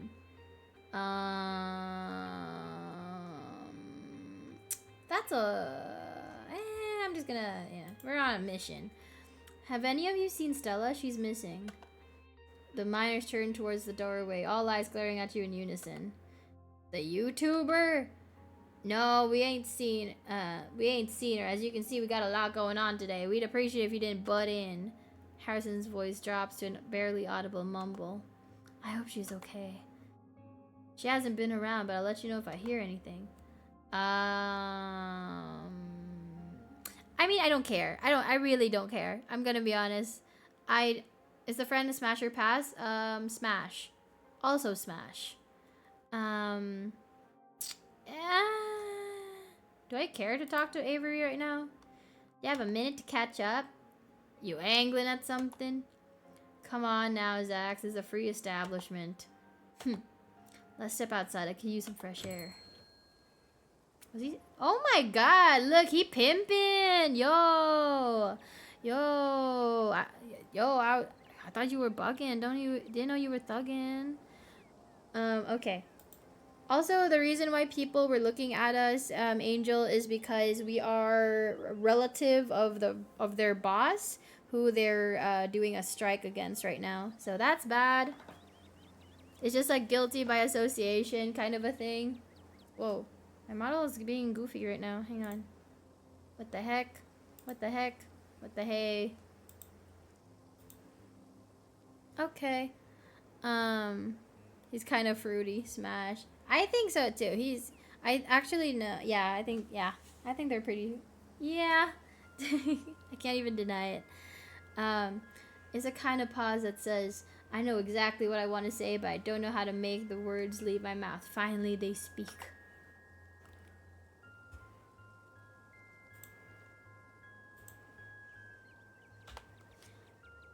I've been seeing these little blob guys everywhere. Y'all know about them, right? Should I be concerned? Yeah, they're called ditchlings. My mom says they're an omen for a coming disaster, which I don't exactly buy, but they've been killing local animals. Did you say you don't exactly buy it? Is the town Scully saying she believes in something supernatural? Look, we've seen some things the past couple of days. Okay, now I'm really worried. I hate these fucking things, man. Like, the more we see them, the more unnerved I am. I hate the freaking ditchlings. I want to not see them, but we're gonna keep seeing them more and more. And I hope it doesn't get gross, but I know it's gonna get gross. Ooh, okay. You, okay, now I'm really worried. You might get some eggs laid in your skin. We should be more worried about why they're here than anything else. There's too many of them. Does anyone in town have a flamethrower? I think they're kind of neat. Maybe the why thing. We should be more worried about why they're here more than anything else. Do we know why that is yet? Not yet, though I'm still hoping they're just weird animals and not some kind of harbingers of doom. Because if my mom is right and that's what they are, whatever is coming has to be worse than what we've already been through. That is true. That is true. Like, what if it's another earthquake? Or, oh wait, the miners, they're rioting. I wonder if it's gonna be similar to when the miners rioted in the past. But then it's our fault that they're rioting. Oh my goodness. I'll keep my eyes peeled and ears open. In the meantime, should I be careful not to wind up in any dark alleyways with those weird little guys? Are they gonna try to eat me or something? No, worse, they might try to use you as some kind of incubator. So far, they've only been laying eggs in local wildlife, but now that there are so many of them, I'm not sure the humans of Scarlet Hollow are going to be safe for much longer. Oh, is that all they do? That doesn't sound so bad. Are you serious? Being used as a walking nursery sounds so much worse than just being eaten. Look, if they need a warm place to pupate and I have skin to spare, who am I to deny them? Yo, why is he so chill about it? What the heck? Why is he so chill? That's crazy. Would you guys allow such a thing to happen? My ass not paying attention. That's okay. You can pass out whenever you want. He wants to be Mpreg. He does. Ugh, that's so gross. The thought of feeling something like wriggling under your skin, stealing your nutrients until it eventually erupts out of you. Kanika shudders. Sounds like the miracle of life to me. You're yanking us around, right? Maybe. Avery is not yanking you around. Wait, so he's serious. He's not actually joking. That's crazy. I'd rather not, TBH. I don't think most normal people would. But Avery is not most normal people. Anyways, I shouldn't get too off topic. You wanted to chat? What do you make of all the stuff going on with the miners? Do you have any idea where Stella might have been? Have you noticed anything weird going on around town, aside from the ditchlings, that is? Let's do that first. Nope, not at all, but I'll let you know if I hear something. Last night was an ordeal for all of us. I think she was especially shaken up. She just ran off without saying anything. We're pretty worried. Have you noticed anything weird going on around town, aside from the ditchlings, that is? Avery pauses, thinking for a minute. Wait, so he wants to Mpreg or not? He wants Mpreg. He's serious about it. Like, Kanika was basically like, oh, you're pranking us. You're just trolling us, right? And he was just like, maybe. But, like, I could tell that he was not just joking. He was actually serious. I don't think it's supernatural, but I haven't seen Julius since Tuesday, which is pretty unusual. He never skips a diner 2 days in a row unless he's out of town or something. Who the fuck is Julius? Who is that? Were we supposed to know someone named Julius? Maybe it is. I don't know him well enough that he shares his weekend plans with me or anything. I don't like the thought of more people disappearing right now. He might just be out of town. But he's kind of an old dude. Maybe it couldn't hurt to have somebody check on his house, see if he's there or not. Why should we care about this old guy? What about Stella? I'll try to do that before my shift tomorrow. What do you make about stuff going on with the miners? The strike? I'm all for it. Zach's been riling folks up all morning, though it doesn't take much. Seems like most of the workers have been unhappy for a long time. The mine collapse the other day really sealed the deal. I don't know how Tabitha expected anyone to get back to work with something like that going on. We really caused a lot of problems for Tabitha, bro. I feel kind of bad. Justice for Stella. What's a strike? Bro, oh my god. That's not very keen eye or street smarts of me. But I've got to side with Tabitha on this one. I hope she wins. She had this comment to her. I hope I can convince her to actually hear folks out. It shouldn't be that hard to make everyone happy, right? What if she actually can't meet their demands? The mine's already not doing well. If the strike ruins it, what happens to town? I wish they could have just gone about this with less fuss. She's burying her mom this weekend. Couldn't they have waited? I don't know. From what I've heard, a lot of them are concerned there might be another collapse in the main mine this time. And I gotta assume something like that gives them pretty decent leverage for negotiations. That's the kind of timing you can't pass up. Besides, you can always argue that it's not the right time for a strike. But waiting for the right time goes against the whole point of striking. You're supposed to disrupt things. You're supposed to be a nuisance because that's how you get the boss to listen to you. We should probably get back to it. Stella's the friend who went missing today. Yes, it is. We should yeah. Totally. I'm sure you're both antsy to get back to looking for Stella. I won't keep you. Oh my god, I wonder where Stella actually is because this is such a nightmare. I'm tired. I'm tired of walking around town. Avery heads back inside and you and Kanika return to Main Street to plan your next move. Ugh, this place is gross. Still no sign of Stella. I mean, we're already here. We might as well visit her mom. Sure, we can humor her. She's probably going to give you some rocks or bundles for verbs or for protection or something. Which might actually work. Who knows? Guess there's only one way to find out. The bells of the general store chime and welcomely as the two of you enter. Welcomingly. Yeah, that's the word. Kanika, there you are. You were supposed to stay in bed today, remember? And hello, Anari. I hope you're sufficiently recovered from last night's fiasco. Sorry, Mom. It's just that Stella's missing, and Stella can take care of herself. Unlike you, you need bed rest and lots of fluids. You don't need to go running around town spreading that cold of yours.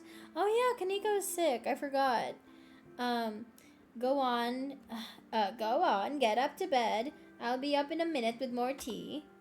I thought you had some kind of important thing to talk to Inaria about. I'm really feeling okay. I want to hear what you wanted to say to her. I'll just be doing a tea reading. Haven't those always bored you to tears? Okay, you're right. I'm not feeling well. I should really lie down. Bye, Inaria. Kanika turns and heads towards the stairs without saying another word. You couldn't help but notice something stiff and quiet in her demeanor as she obeyed her mother's stern command. Whatever that was, it didn't feel like the same person who stormed out of the general store just yesterday morning. That person wouldn't just do as she was told so easily. You couldn't help but notice an uncharacteristic firmness in Sybil's voice, too. Maybe their relationship isn't so pleasant behind closed doors. We know it's not pleasant behind closed doors. What the heck? We know that already. Tea reading, huh? Yep, tea reading. Have you guys ever had a tea reading, palm reading type of thing? I think I tried to learn how to read tea leaves and then I got kind of bad at it. It wasn't really much. It was just kind of like a little booklet, and then they would give you a guide on what tea leaves look like and how to interpret them. And I tried, but I wasn't very good. Shall we? Sybil motions towards the tea room. Oh, she's actually giving us a tea reading. I thought she was just lying. I thought she was just doing that to get rid of Kanika, to tell me something in secret. I didn't think she was actually serious. Kanika didn't seem like herself just then. You're not really as nice as you seem, are you?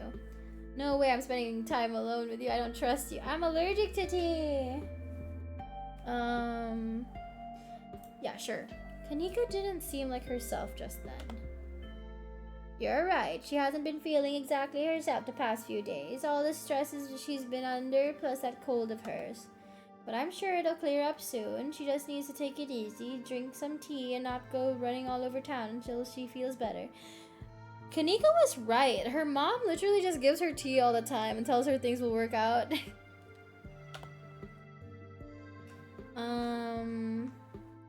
Follow Sybil to the tea room. I guess we're doing this. Only mess with tarot readings. Now that you mentioned tea leaves, it rings a bell. Yeah, basically you drink your tea, and before you finish all of it, you need to have like a little bit of liquid left. and then it should cling to the bottom of your glass, and then you have someone interpret the tea leaves. Please have a seat. I'll bring you a fresh cup. You take a seat at the small table at the edge of the room. It's dark here. Only a sliver of sunlight able to filter through the heavy curtains, supplemented by the bright grow lights over the plant in the corner. Sybil joins you at the table and places a cup in front of you. It smells light and citrusy, with an undercurrent of decaying earth. Ooh. This is a special blend. It should help clarify some of the visions you've been getting. What do you mean by that, lady? What do you mean? I'll be able to do a reading once you're done. Until then, how about we just chat? While looking for an open... I'll actually drink it. You never know. I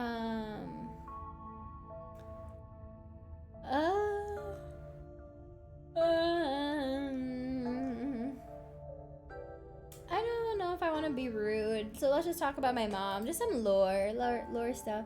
The other day, you promised to tell me, what was it, unsavory tales of my mom's youth?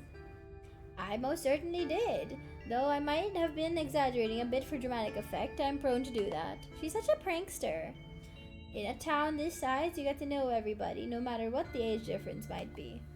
Vivian was a little younger than me, which meant I always had a certain older sister instinct about her. Her family wasn't good to her. Pearl Ann was a lot like your great-grandmother, Edwardine, which is to say she was not a very kind woman. Similar to Tabitha, but with more social grace and considerably more hatred for her fellow man. Okay. But your mother wasn't a shrinking violet either. She was just as stubborn as any other Scarlet, as her family choosing her as their punching bag made her into quite the rebel. Whoa, my mom was bullied by her family? That sucks. Why are Pearl Ann and my mother raised by Edwardine? What happened to their mother? What do you know about my grandma? I feel like I know a lot about the women in the family. What about a man? Do they even exist? What happened when my mom found out she was pregnant? Change the subject. We can go with the first one. Why were Pearl Ann and my mom raised by Edwardine? What happened to their mother? Or their father? Hello. Their entry into this world was violent, I'm afraid. Their mother was young, too young to be pregnant, especially with twins. No, the kids. Oh no, the mom died. Oh, she didn't survive the labor. Wait. So Pearl Ann and my mom were twins? Is that what happened? Huh. What do you know about my grandma? I'm afraid there isn't much I can tell you. I think that there were two in that generation. The eldest died while the girls were still children. Edwardine never spoke about them, nor did your mother. I feel like what happened when my mom found out? Okay. She was pregnant. She came to me for advice. She was distraught. I feel like she'd been handed a death sentence. Oh, it was like she'd been handed a death sentence. Maybe it was fear from what had happened to her own mother. Maybe it was something else. But she seemed convinced she was in danger. Tabitha already been born by then. Of course, she was born in wedlock, so I assumed your mother's worries had something to do with religion. Though the Scarlets weren't particularly religious as far as I knew. But the way Vivian was that night she came to me, it stuck in my mind. It always had me wondering what it was about your family that made her panic so much at the thought of having a baby. I forgot what the lore was. There was something about this. I forget. Oh yeah, it was something like the people in our family don't live to a certain age. They don't live to they don't die young or something, or they die young rather. They don't live that long. Now that I'm thinking about it, you know how Edwardine was basically the very first, or like one of the only people in our family that somehow managed to die old? I'm assuming it has something to do with because like the ghost that was haunting us was like Charles Shaw Jr., who was in love with Edwardine. So Edwardine probably was able to die at a later age because of that, I'm guessing. Kind of weird. Tabitha's mother too was the recent death and exception. I have no idea, honestly. I don't know how any of these people died. Well, I mean, like, I guess like childbirth and then sickness of some sort. I suppose they just haven't been very noteworthy since Edwardine took over the mines. Her husband died a long time ago, and to be quite honest, I can't even recall his name. There might have been Stuart or something just as forgettable.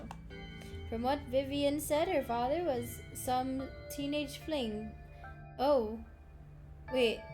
From what Vivian said, her father was some teenage fling that ended once her grandmother found out she was pregnant. Oof. I'm fairly certain it was similar for Vivian, though she was much older. I believe she was the one who ended what with skipping town at all. Oh damn! My mom ran out on her baby daddy. Pretend to sip your tea while looking for an opening to dump it in one of the potted plants behind you. I don't know if I want to do that.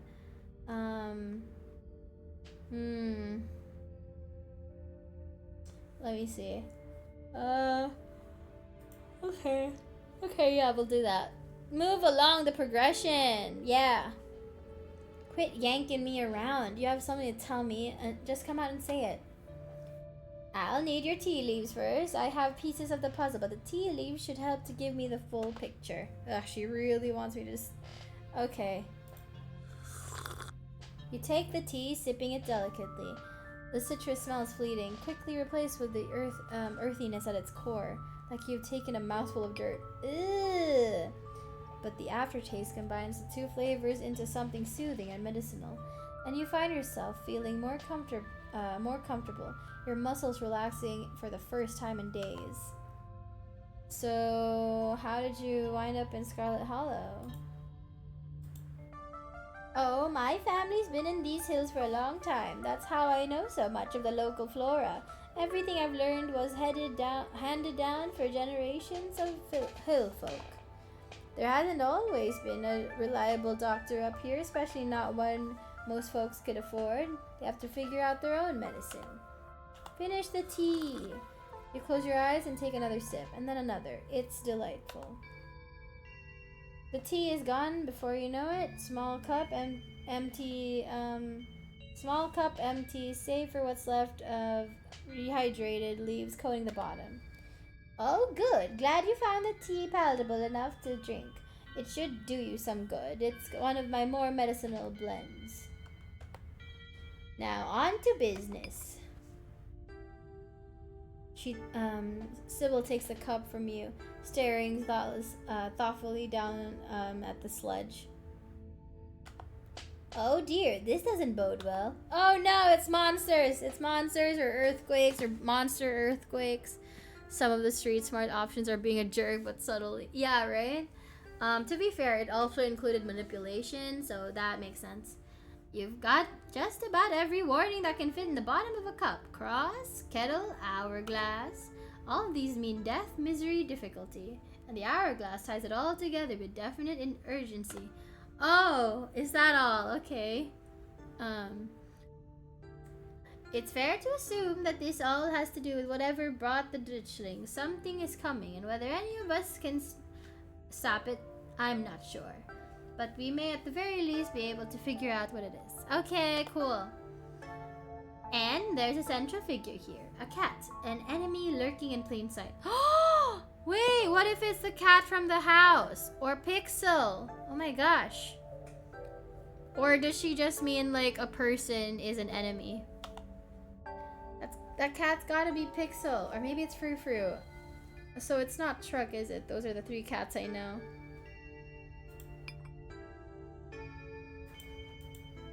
Dear, the cat isn't a literal cat, like I said. It's a symbol for an enemy lurking in plain sight. Probably a human enemy, but almost certainly not a cat. You don't have to figure out an answer right away. It often takes time for the mind to connect the dots. Okay, lady.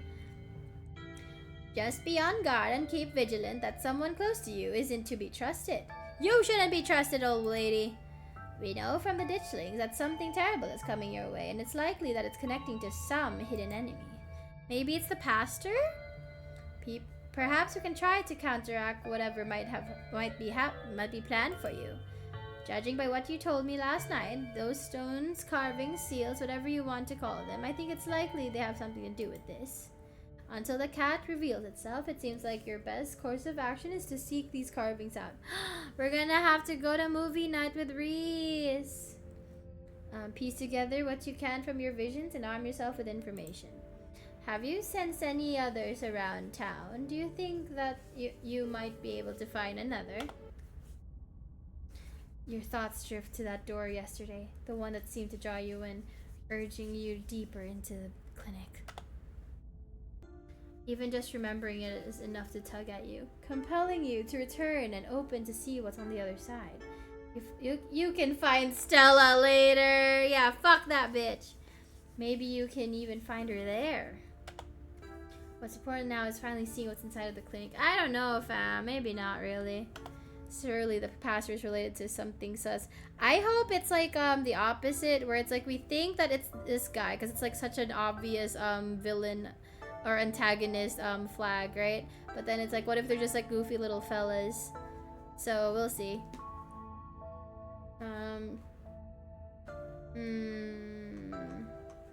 You didn't get all this from the tea leaves. Of course she didn't. She's smart. She knows how to deduce things from the leaves. Of course not.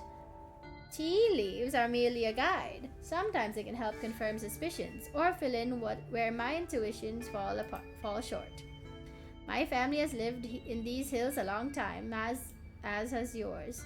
I know the Scarlets have secrets. I know Vivian was scared for you, but your place in all this is something we have to figure out together.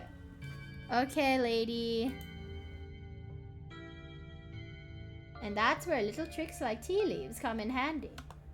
But we shouldn't digress. Do you know where you might find the next stone? What about our missing friend? I think I felt another in the clinic.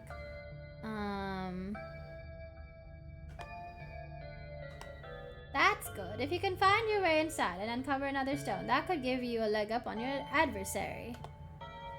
You'll just have to be careful to avoid the doctor. Something tells me she won't take too kindly to you sniffing around her clinic. Okay. If I recall correctly, there's a hill that'll take you nearly all the way to the second story, and she never locks any of the doors up there. That's dangerous. Especially with her sickly child. You know, he might break out or something. Just in case, that's useful information. I think that's all the help I can offer. I hope this conversation has been illuminating, even if it's just brought up more questions than giving any clear answers. It's fine. That's it? This wasn't helpful at all. All you did was look at some leaves and tell me to go put myself in danger. Thanks, I'll let you know if I find anything. Glad to hear it. I hope all goes well, and I wish you luck. Hopefully you won't need it. Thank you again for humoring an old lady and stopping by for a chat. Okay. With a small grunt of effort, Sybil gets up from the table and you're escorted back to the door. And remember, be careful who you put your trust in. According to your tea, the cat is getting ready to pounce. And merely being ready for it might not be enough. Oh man, there's a lot of people that I don't fully trust, so I'm not really sure who this person might be. I don't think it's Tabitha. I don't think it's Wayne, but it might be Wayne. Probably the pastor, we don't know yet. Sybil closes the door to the tea room. The bells of its door strangely flatten the stale air of the nearly empty general store. Talk to Miles. I don't care about Miles. Check in on Kanika. We're supposed to leave. Look for our friend, remember? Is the granny a smash or pass? Kind of pass on my end, not gonna lie. Mainly because she's kind of weird. Knock. You knock on Kanika's door. Man, I really don't need any more tea. I think I'm just gonna lie down for a while. Oh, Mom, I don't need any more tea. I think I'm just gonna lie down for a while. I'm not your mom. Oh, Inario, what's up? Can I come in? Yeah, let me just straighten up. You hear frantic crumpling and clinking and shuffling as she tidies her room. Okay, come on in.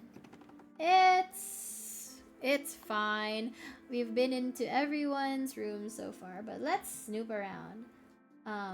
Is that a book or a laptop? I can't tell.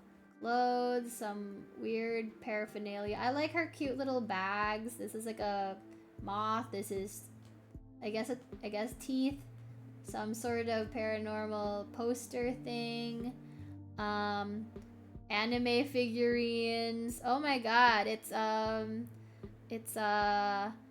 I forgot which one this was. I don't watch Sailor Moon, but it's like that hot lady, the hot one. What's this one? It's weird that they even bother putting names on there. But yeah, it's this one. This one. I can't remember her name. I can't tell what this is supposed to be. Is this supposed to be like that one guy from Inuyasha? I can't remember their names. I don't watch those anime. Where's Migu, right? Like, where's Migu? Some weird pictures. Is this Tomie from like This is Junji Ito. That's so cute. That's Junji Ito stuff. That's Tomie and the spiral lady. The spiral thing. I just watched the animation not too long ago actually. From the Junji Ito collection. So that's pretty cool. Pretty cool. Kanika's room is the sort of place that's stuck between the past and present. Faded stickers from her childhood line her bookshelf, and boxes of packed belongings in the corners of her room. The terrarium on her desk catches your eye. To anyone else, it might seem empty, but you easily spot the creature lurking within. What is it? I don't usually... What is it? I can't tell what it is supposed to be. What is this animal? I can't really tell, right? Uzumaki. I don't usually have people over. Don't judge me too harshly for the state of this place. Dialogue options marked romance. We'll start a romantic arc with the character you're talking to, and we'll lock you out of romantic arcs with other characters. Hell, we're so in! Lesbian route! Let's go! Oh my god. Packing for something? Confess your feelings? That's kind of fast. Alright, why the fuck not? Let's just do it. I know we've only known each other for a couple of days, but I really care about you. I guess I just wanted to let you know. You deserve better than what this town can give you. I want to protect you. Do you like me? You know, like me? This is fine. The first one is fine. Kanika's eyes dart away as her cheeks flush. Do you really mean it? We just met. Of course I mean it. I don't mince words, baby girl. I mean it. I hope you feel something similar. What can I say? I just want to wrap you up in my arms and protect you from the world. Oh, that's so lame. Don't say that. I'm not usually a love at first sight kind of person, but I think you're the exception. I really like you. Hehe. That's kind of strong though. I don't know, fam. That's kind of strong, bruh. Maybe this one. This one's a bit casual, a little shy, so it's kind of cute. Activating her riz and judgment. Yeah. She composes herself, flipping her hair confidently. Hell yeah. Of course I do, and I can't believe I was able to win you over so fast. Guess you were too weak to resist these feminine wiles. And now it's too late. You've fallen for me, and I can reveal the dork I truly am inside. Gaze upon my anime figures in despair. I love it! I love it! Sorry, was that too confident? I'm just like super nervous because I like you back. Bros, we are so in! We are in! Yuri route! Let's go! Hell yeah. And I hope I don't mess this up because I want to get to know you better before you leave town.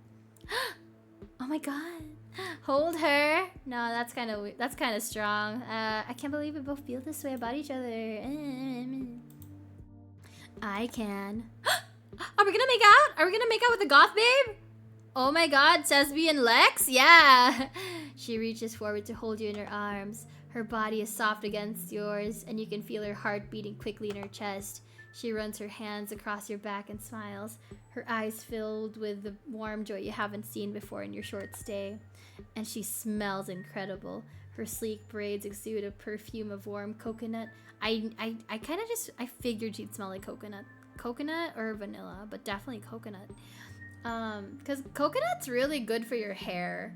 So like people with textured hair usually go for coconut type products. I don't know. Stream lag for a sec there. Oh, oops. And an aroma of flowery cucumber wafts from her skin, the scents melding to create a sweet tropical bouquet. Hell yeah. After a long moment, you pull away, your hands slowly letting go of each other as the two of you stare into each other's eyes. So this is who's the top in this situation. I think she's so shy that I would probably have to take the lead. So this is really funny, but I remember when I was like 13, I would always greet this one friend every single morning at school. I would go to their classroom, and every time I saw her, I would give her a hug every morning. And then I would always just be like really fucking weird. Like I did it on purpose to tease her, but I would like hug her, and then I would just kind of like, while hugging her, I would just be like, "You smell so good. You smell like pancakes." Turns out she had like a vanilla shampoo or something like that, or like a soap. It was so nice. I usually smell like floral scent. I usually like papaya soap too, because it makes my skin really nice. Screw hanging out in my room for the rest of the day. Wherever you're headed, I want to come with you. Gotta maximize the amount of time we spend together before you go back to Castadia, right? Hell yeah! Even if we make other plans for later on, I want to be with you right now. Oh my god, guys, I've got a date! I've got a date! Papaya Naria, yeah. But where would we go? I can still feel that door of the clinic pulling at me. I think that's where we need to go next. I was hoping to see Rhys sometime today. I want to ask if he knows anything about Stella and, you know, make sure he's okay after what happened at dinner. Let's do it. Hell yeah! Oh! Oh my god. It's Sybil and Miles, I guess. The two of you make your way back into the hallway, hand in hand. Ooh, lesbians. But before you make it to the stairs, a light turns on, startling both of you. I thought you were going to get some rest, Kanika. You should really get back to bed, or this cold of yours will only get worse. But I still have a lot of energy. I don't feel like sitting around. I don't think I need to. Of course you do. I know you best, and you just haven't been yourself these past few days. All this running around has been a detriment to your health. Miles and I want to see you healthy. You hold this family together. You shouldn't get between a mother and her daughter. Sybil knows what's best here, and Kanika is more than capable of speaking for herself. Why are you making her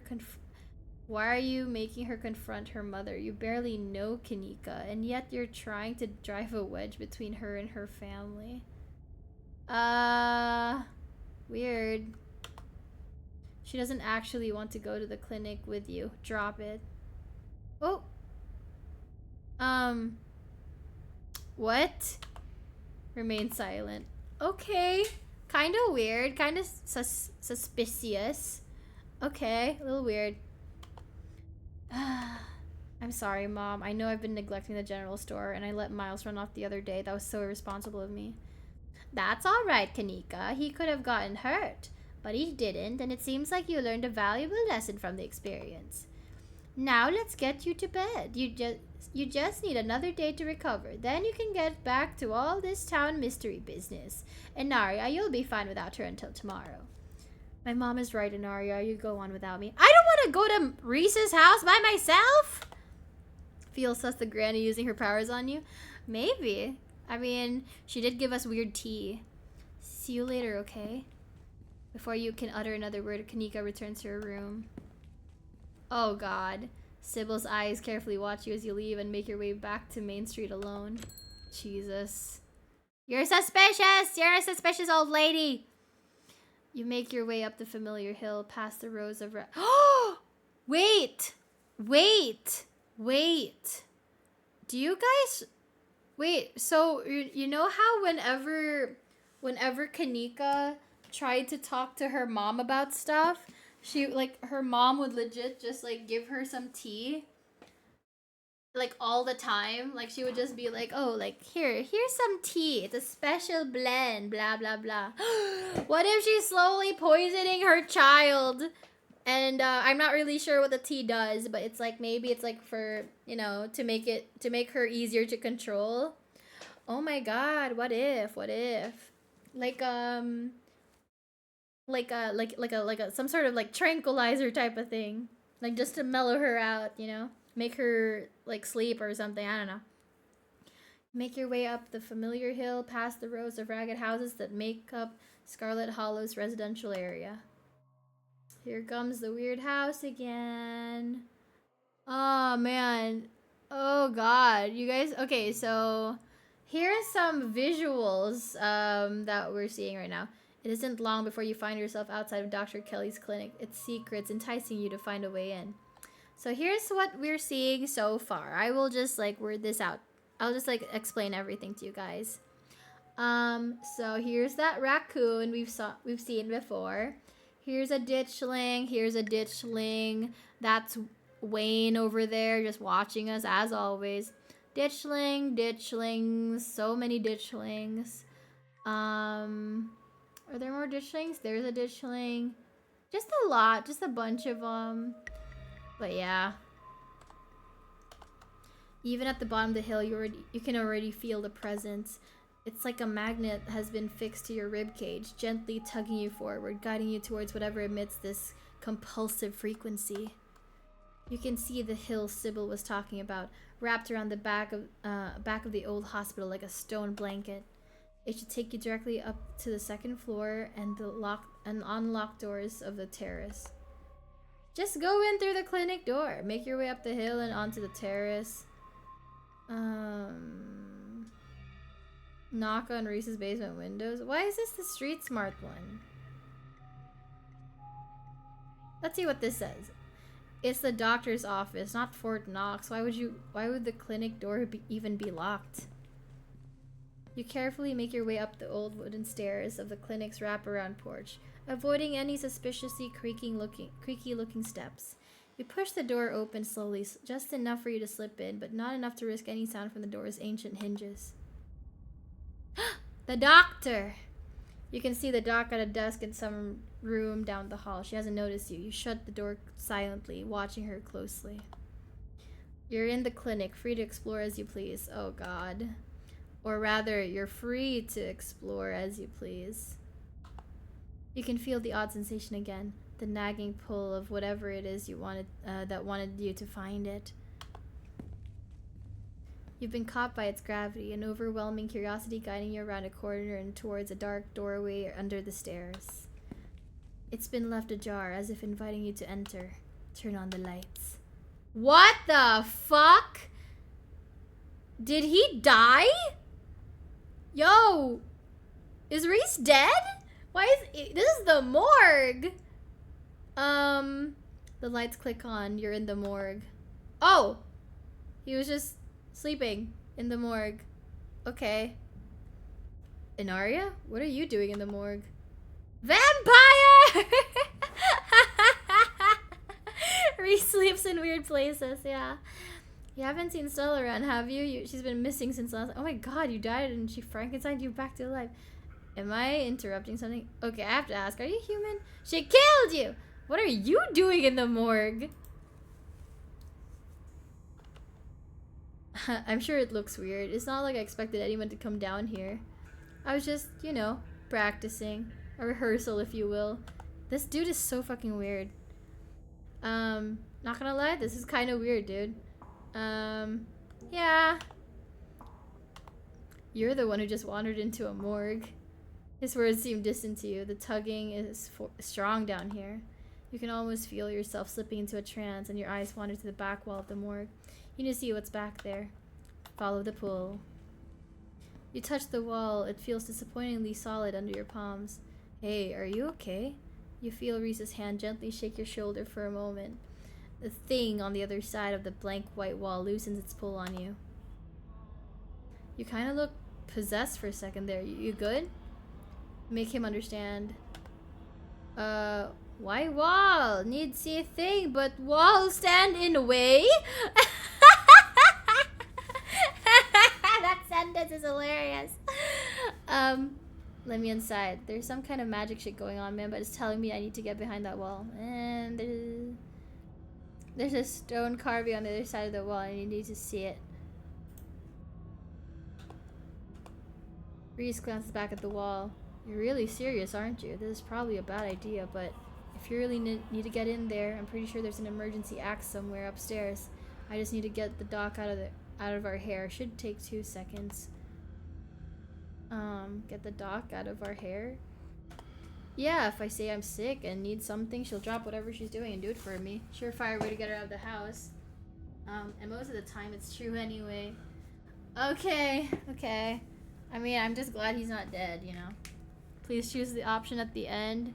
Oh well. How would you learn that little trick? Use what you get, use what you got to get what you need. No shame in that. Doesn't that make her worry about you even more? Wow, manipulating her using your illness. Classy. That's so shit. That's a horrible thing to say after you're broken into someone's house. Exactly. Yes please. Axe now. Sounds great. Lead the way. Yes, I will destroy the wall. Sweet, be right back. He strides past you, his long legs moving swiftly. He seems excited, his usually dour demeanor replaced with an uncharacteristic pep when faced with the prospect of sneaking around and tearing down walls. You hear his soft voice filtering in through the open doorway at the top of the stairs, a hoarse and sickly edge added for effect as he speaks to his mother. Same, I do that too. The ghost and tea seem to be mixing in your mind weirdly, right? Hey, Mom. He coughs gently. Reese, I didn't know you were awake. I still feel like shit, but I think I can finally try to keep some juice down. It looks like we're all out though. Really? I thought I just picked some up. I got an errand to run on Main Street anyways. I'll pick up some orange juice and some ginger ale too. That would be awesome. Sorry to ask, I know you're probably busy. It's no problem, it doesn't take long. Don't do anything too strenuous while I'm gone. Just lie in bed until I get back. Thanks, Mom. I'll take it easy. You hear her footsteps move down the hall, then the front door opening and closing. It worked! The theatric rasp has left his voice, excitement rising in its place. Come on up, we don't have long until she's back. As you step out of the morgue, you relax. The extra space between you and the carving has weakened its hold on you, and with it, your desperation to claw your way through the wall and unveil it. It's one of those emergency fire axes, so it should be pretty obvious wherever it is, though I'm not sure where she would be keeping it. I'll show you around. Let's try the doc's office first. You make your way to the doorway of her now vacant office. Snake plant. I don't see an axe in here. He's right. Cursory glance reveals nothing but stacks of paper and cabinets of medical supplies. But something on the desk catches your eye. Some sort of records with your family's name on them. Pick up the documents to read later. Read the files. Just real quick. Because she might come back and see that they're missing. Reese stops in the doorway, turning to watch you leaf through the documents. Find something interesting? There's your family's death certificates. Oh. Pearl Ann's death certificate, Edward Dean's death certificate, Enoch's death certificate, other death certificates. Let's look at Pearl Ann's. She's the most recent death. Cause of death, sleep apnea. Discovered by her daughter, Tabitha Chrysanthemum Scarlet. That's her name? Okay. Kinda weird, but okay. That's a terrible name, but alright. No autopsy performed. Very interesting. Tabitha's middle name is Chrysanthemum? Wonder who cursed her with that mouthful. Who said you could read any of these? I'm definitely going to make fun of her for that later. I feel like that was forbidden knowledge. Edward Dean's death certificate.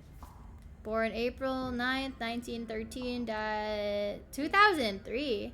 Aged 89. Cause of death, heart failure. Signed by her granddaughter, Pearl Ann Scarlet. Oh yeah, I guess she was the only one who died, like, of old age. Almost made it to 90. Died of a normal old person illness. Enoch's death certificate. Enoch Scarlet.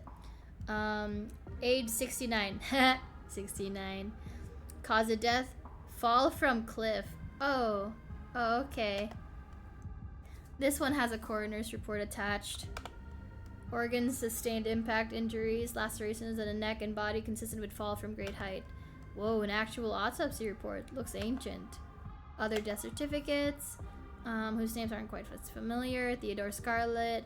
Cause of death, crushed in mine collapse, body not recovered, signed by his brother Enoch Scarlet. Joseph Scarlet. Louis Scarlet. They died really young. Like, just in their 20s, it seems like. Both killed at Normandy in the line of duty. Okay, that's just war. Okay. These must have been Edwardines brothers. Certificate of fetal death. Ah, infant boy Andrew Charles Scarlet. Delivered April 3rd, 1945. Stillbirth. Mother Edwardine Scarlet. Oh, Edwardine had a baby with that guy, Charles Shaw Jr. And then she killed him. And then she had a stillborn baby. That's really sad. Complications during birth, no doctor present, home burial. Oh, that sounds like a nightmare to do. I need the drugs if I was to give birth. I think I would need it. My period cramps hurt enough. I don't think I could make it without like an epidural or whatever. There was no doctor present at the birth and a home burial. There's some information missing there. Alexandra Scarlet, age 9, missing, presumed dead. Signed by mother Edwardine Scarlet. Edwardine, what happened to your children, man?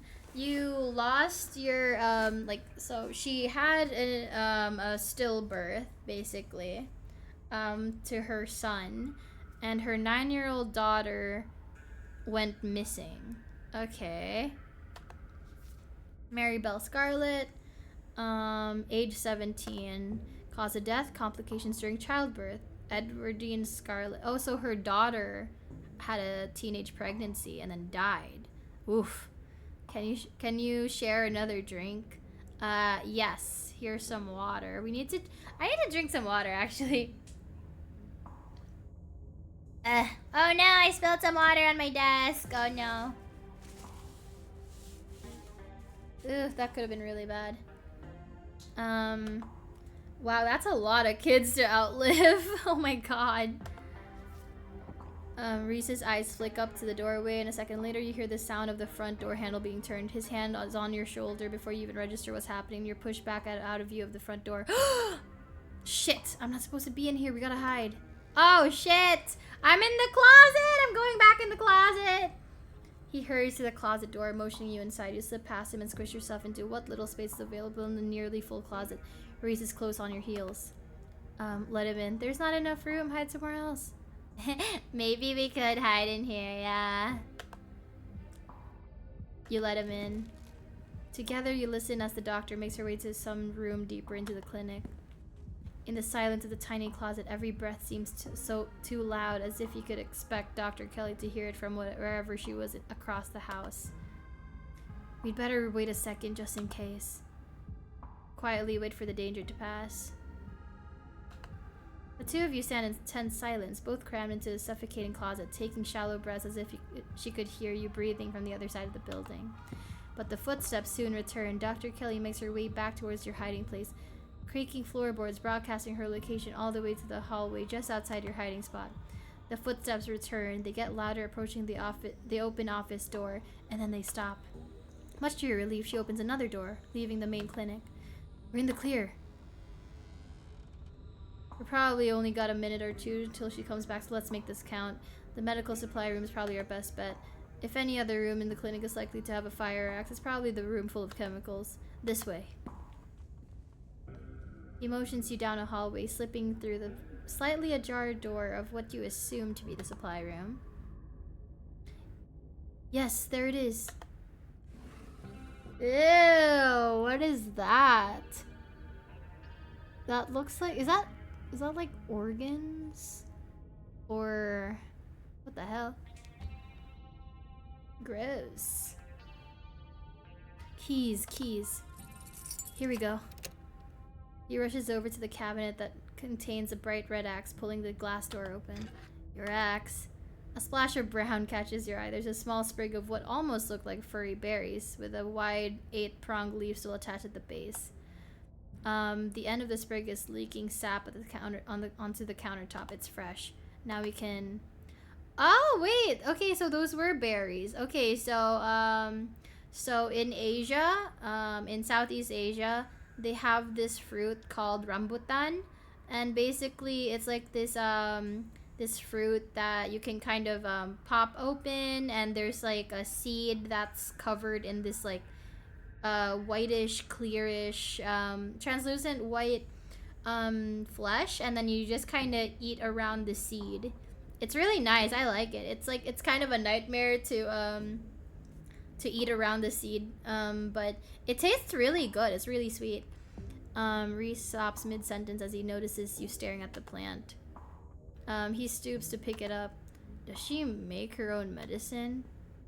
He puts it down, but not before breaking off a berry and sliding it into his pocket. I don't think she's allowed to do that. She's not a pharmacist. This room is just for storing stuff she orders for patients from a pharmacist in Brevard. Well, if it's rambutan, maybe it's for his health. I don't know.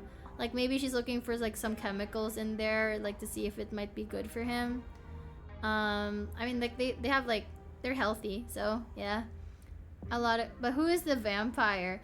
Oh, he's basically the friend of those girls that we were talking about. So Stella, who's the missing girl we're looking for, and then Kanika, the girl that we were with this entire time, who we confessed to, and him were childhood friends.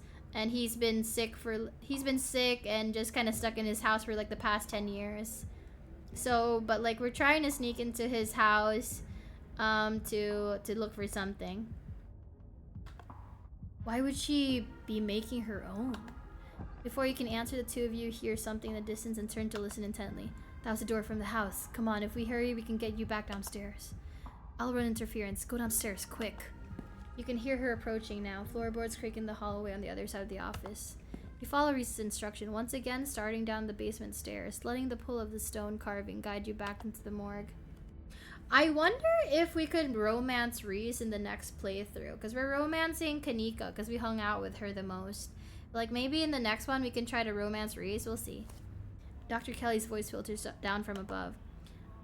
I was right, we did already have juice, it was just in the back of the fridge, but there's no harm in having extra.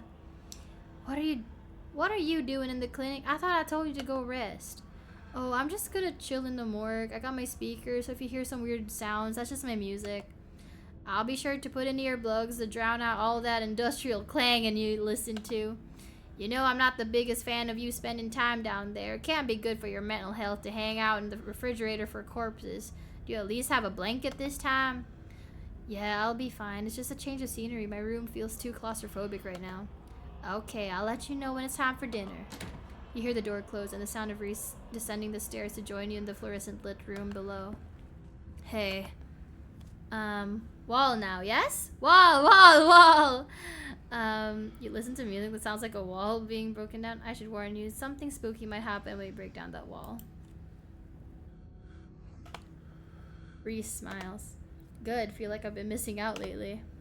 Stop asking questions. It's time to see what's on the other side of the wall. Reese would be a quick romance if possible, only showing up the previous day. Yeah, that's the thing. It's like, the thing with Reese is that it took so long for us to come visit him. That's the annoying part. So, we'll see. I mean, he did invite us to, like, you know, like, stay and everything, like, do the movie thing. And there were a couple choices where it's like we were supposed to sneak him out of the house, right? And invite him with us to go ghost hunting. So maybe we can do that. Maybe we can like invite him and I guess also Tabitha or something. I don't know. I want Stella and Tabitha to get together, or at the very least become besties again, you know?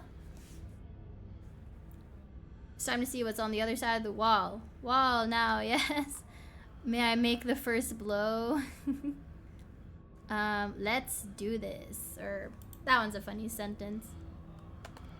Have at it. You approach the far end of the morgue, axe practically singing through the air as you strike the wall. The first cut offers a surprising amount of resistance. There is some structure behind it. Some wood frame holding it in place, trying to stand between you and what waits for you on the other side. Yeah, maybe because I can't imagine seeing him on an earlier day. Yeah. You stagger back from the massive hole in the wall and admire your effort. Ew. Gross. Holy shit. The splintered edge frames a dark passage, seemingly cut deep into the side of the cliff. Cold seeping from a forgotten place into the already frigid morgue. Holy shit, there's like a whole room in there. Do you see that chair? Hang on. Yeah, it's a freaking, oh my god, it's a wheelchair. It's an old wheelchair. Like those wooden ones. Okay.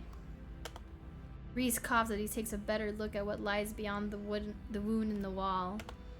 He's gonna get so sick. He's gonna get so sick if he breathes this in, right? It is a haunted granny chair. There's a whole hallway back there. Thick, stale air leaks from the hole, filling the morgue with an earthy mildew smell, like the room is slowly filling with dirt. And with the stink of the grave-like room beyond comes an even stronger compulsion. Uh-oh. You step forward. Adventuring with the dead, dying guy. Hell yeah. I mean, like, we could invite Reese on the ghost hunting thing. We'll see him look even more sickly. His mom is gonna hate us. But we'll spend, like, an extra day with him, you know? And you climb into the hole. Ew. This is wild. I had no idea any of this was here. An entire hospital wing rotting away for decades behind some flimsy drywall. His voice sounds distant. Your sole focus is finding it. Your feet move without prompting, and you stumble down the hallway towards the far wall, barely registering the antique clutter as you stagger past it. Whoa, are you okay? You don't respond, and you don't bother to retrieve the axe. The wall is rotten, water damage having eaten away at the wood over the course of unknowable years. The planks nearly reduced to sawdust. You tear into it. With my bare hands, homie? Bruh. Ew, it's that thing again. Visions! Enoch, I thought you weren't going to come. I was worried you'd leave me here forever. They said there's nothing they can do. I'll never use my legs again. Enoch, what am I going to do? Calm down, Teddy. These doctors don't know what they're talking about. Wait, Theodore... Wait a minute. Wait. Theodore Scarlet was... he was supposedly, like... He was supposed to have, like, died in, like a mine collapse, and they never found his body. Wait a damn minute.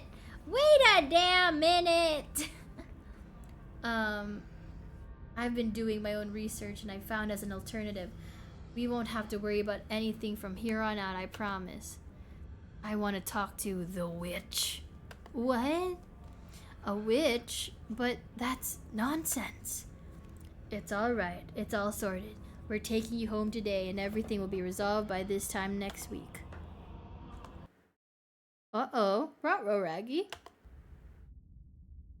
Your vision swims back into focus, and it takes a solid second or two to reorient yourself. You're in an unfamiliar bed. Reese leans against the far wall, eyeing you with concern and curiosity. Hey, I was worried you'd slip into a coma or something. You tore down a wall like a wild animal, found some weird carving, collapsed. I think you might have had some kind of seizure. Are you okay?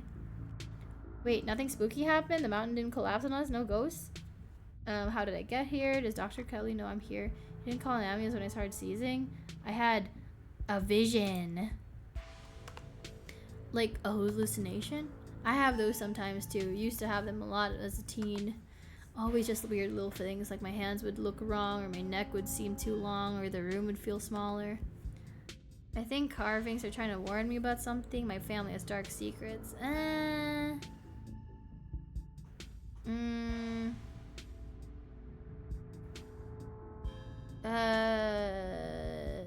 Whatever these visions are, they're making me very suspicious of my family. I think these are visions of things that actually happened. Whoa, I wonder if you'd see anything else if you went back in there. Or if there are more around town. Maybe if you collect them all, you'll finally unravel whatever the big mystery is. Seems fun. Wait, nothing spooky happened? The mountain that collapses, no ghosts. This sounds like LSD, yeah. No, nothing. You just fell down, twitched a little, and when you seemed stable, I carried you back here. That was a few hours ago. But you have a delicate constitution.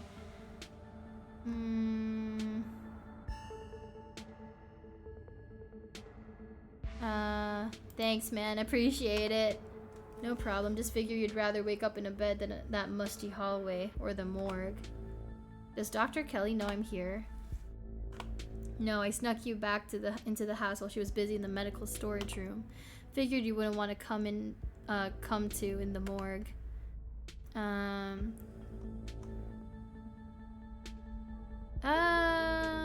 I should probably get going. Stella's still missing, and the stone here finally stopped yelling at me. That might be a little tricky. The doc is on a warpath up there. I refuse to take my medicine. She's not happy about it. But after I looked this up, there was no way I was going to take anything that she gave me. She's been poisoning me for years. What? Wait.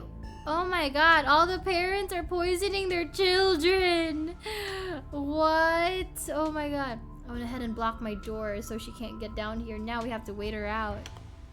Wait, so it wasn't rambutan? It was just some weird fictional poisonous berry. Why would your mom poison you? I'm leaving. Let's find a distraction until... How are we supposed to pass the time until it's safe to leave? Let's make out with him. Why would your mom poison you? I don't know. But the internet says this is castor bean. It's supposed to make ricin. Ricin? Ricin?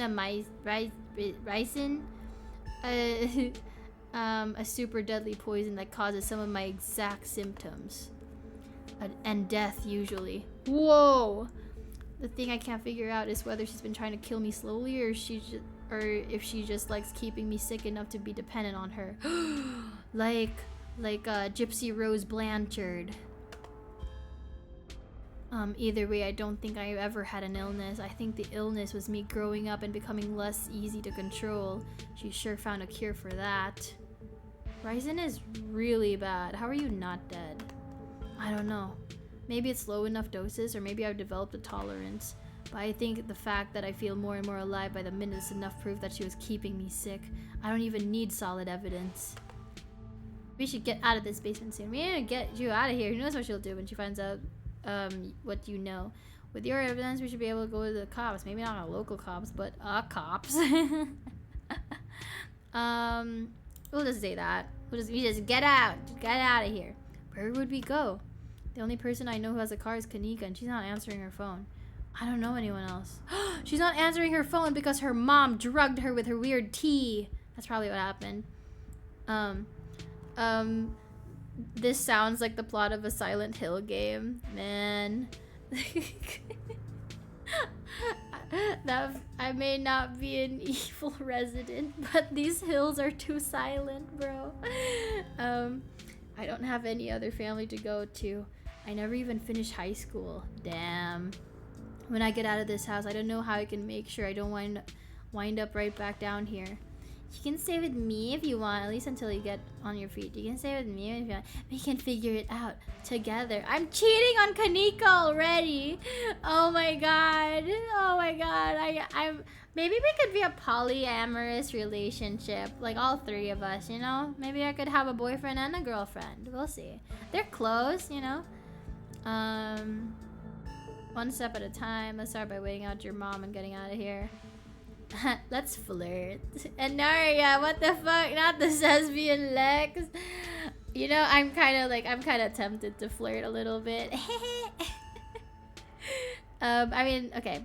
You can stay with me if you want, at least until you get... I mean, here, I'm just comforting a guy. I'm just comforting a friend. It's not necessarily flirty. As long as you're not allergic to cats. I live with a cat named Truck. He is terrible. Truck? That's a great name. I never had any pets. I hope it's not too late for me to learn how to be friends with a cat. He smiles, his eyes distant as he imagines the possibility of such a life, undoubtedly for the first time. Thanks, Sinar. You have no idea how much this offer means to me. But I guess we'll still gotta pass some time before we get out of here. A distraction seems like a good idea, as you can probably tell. I'm getting a little jittery. Maybe it's a lack of poison in my system for the first time in years, or the fact that my whole perception of reality has been turned on its head. Probably a combo. It doesn't feel awful, to be honest. What if your mom... I believe you owe me a... showing of she's... I'm chill with whatever. What if your mom doesn't fall asleep? You shouldn't call her my mom. As far as I'm concerned, she's forfeited that title. I don't ever think I should call her doctor. She's just some woman now. Oh my god. Can't wait for her to be in the rear view mirror for the rest of my life. If she doesn't fall asleep by 10, we can figure something else out. These windows are supposedly shatterproof, which she always says was for burglars. Now I assume it was yet another way to keep me boxed in. But we can try to break them anyway. I believe you owe me a showing of Shichochi, Death Blood. Shinochi. I believe you owe me a showing of Shinochi, Death Blood. I believe I do. Oh my god, we're watching a movie with a boy. We're on a date. We're already cheating on our lesbian girlfriend. I feel so bad.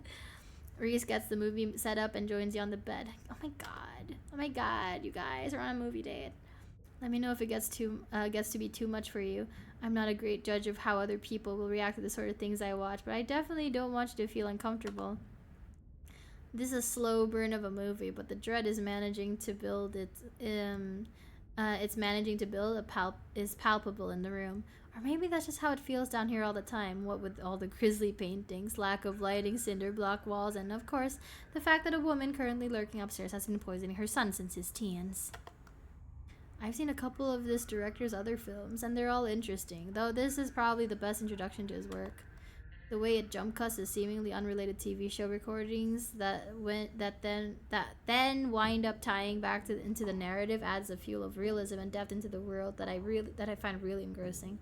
It's found footage used to its fullest. I've seen a bunch of movies like that. It's really cool when like something like a historical film will put in clips of actual footage. So that's pretty cool. I like those. Those are really interesting. I can't believe I'll be able to just do things from here on out. Like watch movies with another person. Or talk to people ever. You can hear the difference in energy now that Reese hasn't had his daily dose of poison. He's uncharacteristically chatty. Clearly not used to talking to another person. Let alone when he has the energy to carry on a long conversation. I'm glad you'll be able to have a social life, and I'm happy to be part of it. Let's not get ahead of ourselves. First, we have to get out of this basement. Shh, I'm watching the movie. I'm glad you'll be able to have a social life, and I'm happy to be a part of it. Reese smiles to himself. It's still hard to imagine, hard to believe after all these years alone that that's going to be my reality. I'm feeling danger flags getting set off. Like I have a feeling that Reese might die. We'll see. A man on the screen yells portent of doom into the camera, trailing off into a wordless scream. The plot is really heating up. I love that there are all these distinct sort of vignettes, little pockets of horror that affect a small number of people, and only once you start to see how they fit together can you realize some fundamental horror about the universe. Oh, fun! I think I've seen a movie like this. I forgot the title though. And then it sees you back. Incredible cosmic horror to its truest sense. He's so cute. He's so cute talking about his hobbies. Reese is becoming very animated. It's probably safe to assume that he's dealing with a lot of extra adrenaline right now. What with his entire reality turning out to be a lie. But he's also talking over the movie. I think a movie is too chill for you right now. Maybe we should just figure out how to leave. Reese, are you feeling okay? Talking during movies fine. Let him. He's just excited. Yeah,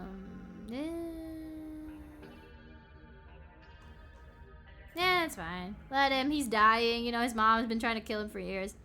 Sorry if I'm talking a lot. I'm just jittery. It's a little terrifying to think that she's up there right now. There's a knock on the window. Oh, Sam, Wayne. Inaria, don't get any closer to that thing. It's time to go home. What the fuck, dude? That voice. I know that voice.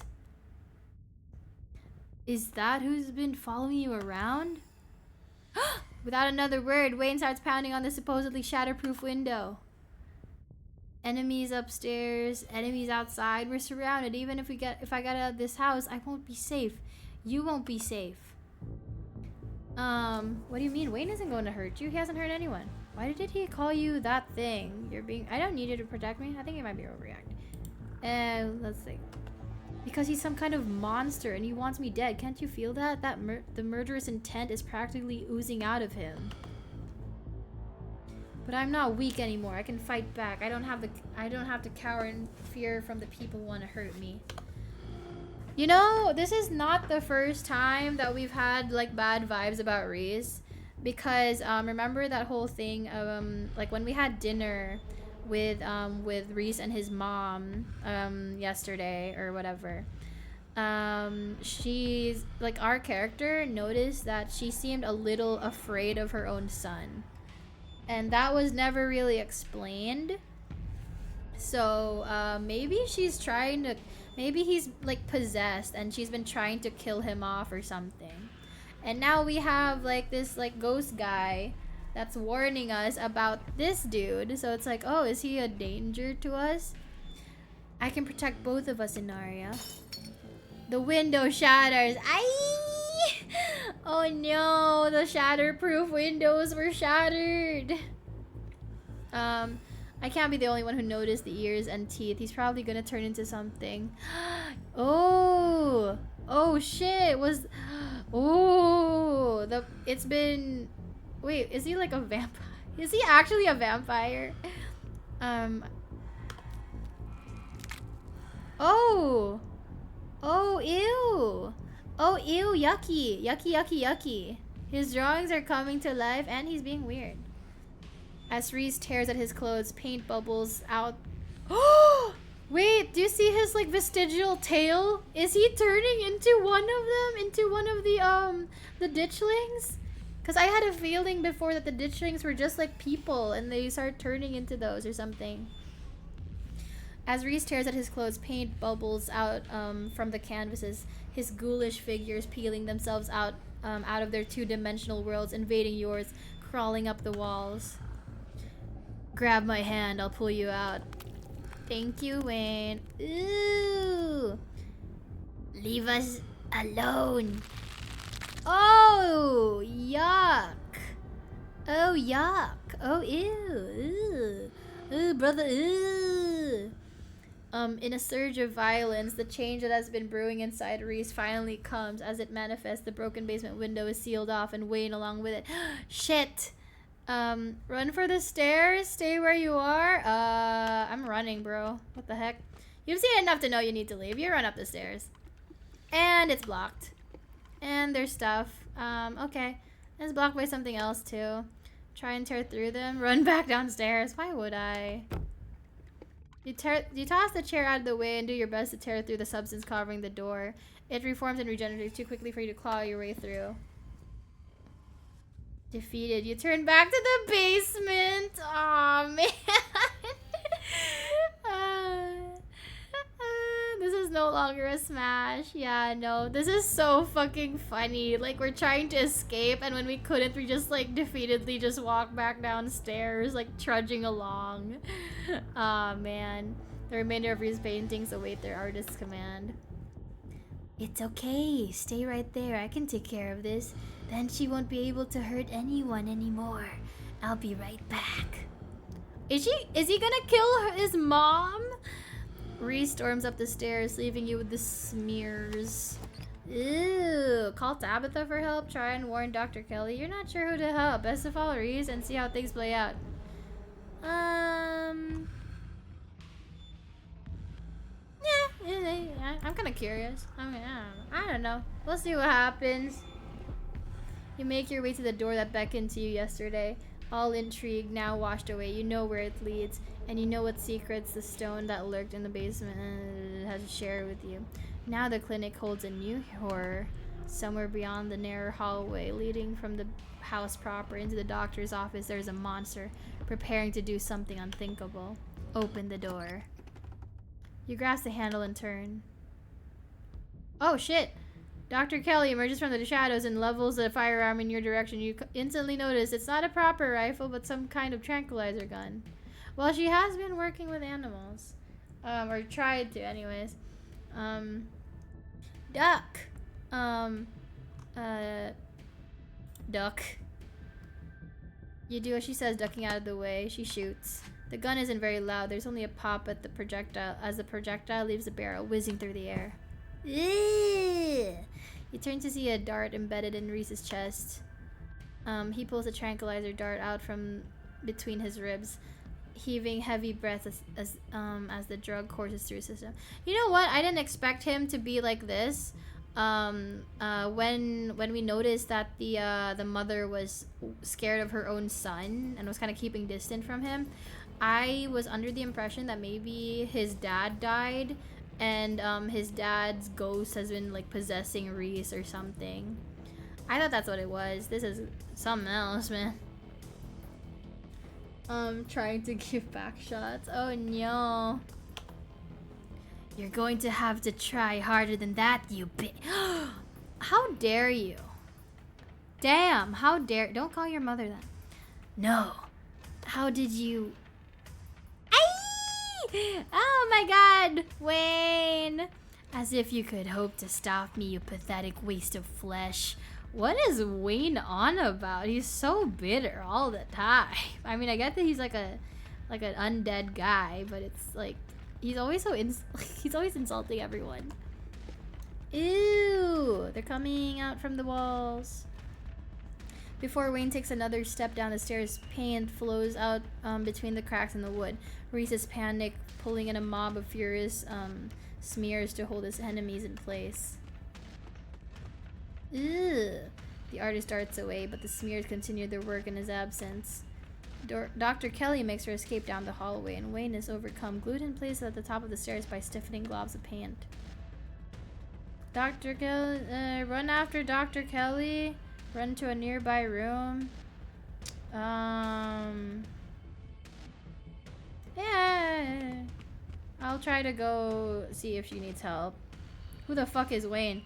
I don't know. Just some guy who died, I guess. And he's been stalking us the entire time we've been here. But yeah, he's like an undead dude for some reason. You run forward, braving the onslaught of the smears, dodging them as best as you can. Try to see where Dr. Kelly went. Ew, is this a safe room? The door in front of you is smothered in paint. Hey. Dark voice crackles out in some unseen speaker. You, Inaria. I'm stuck in the safe room. I can't help you from here, but you can help the both of us. I'm not helping you. You were poisoned. What, so you can keep poisoning him forever? What the hell is your son, ma'am? I wish I knew. He was fine until he hit puberty. Everyone said raising a teen was gonna be a bitch, but they don't know the half of it.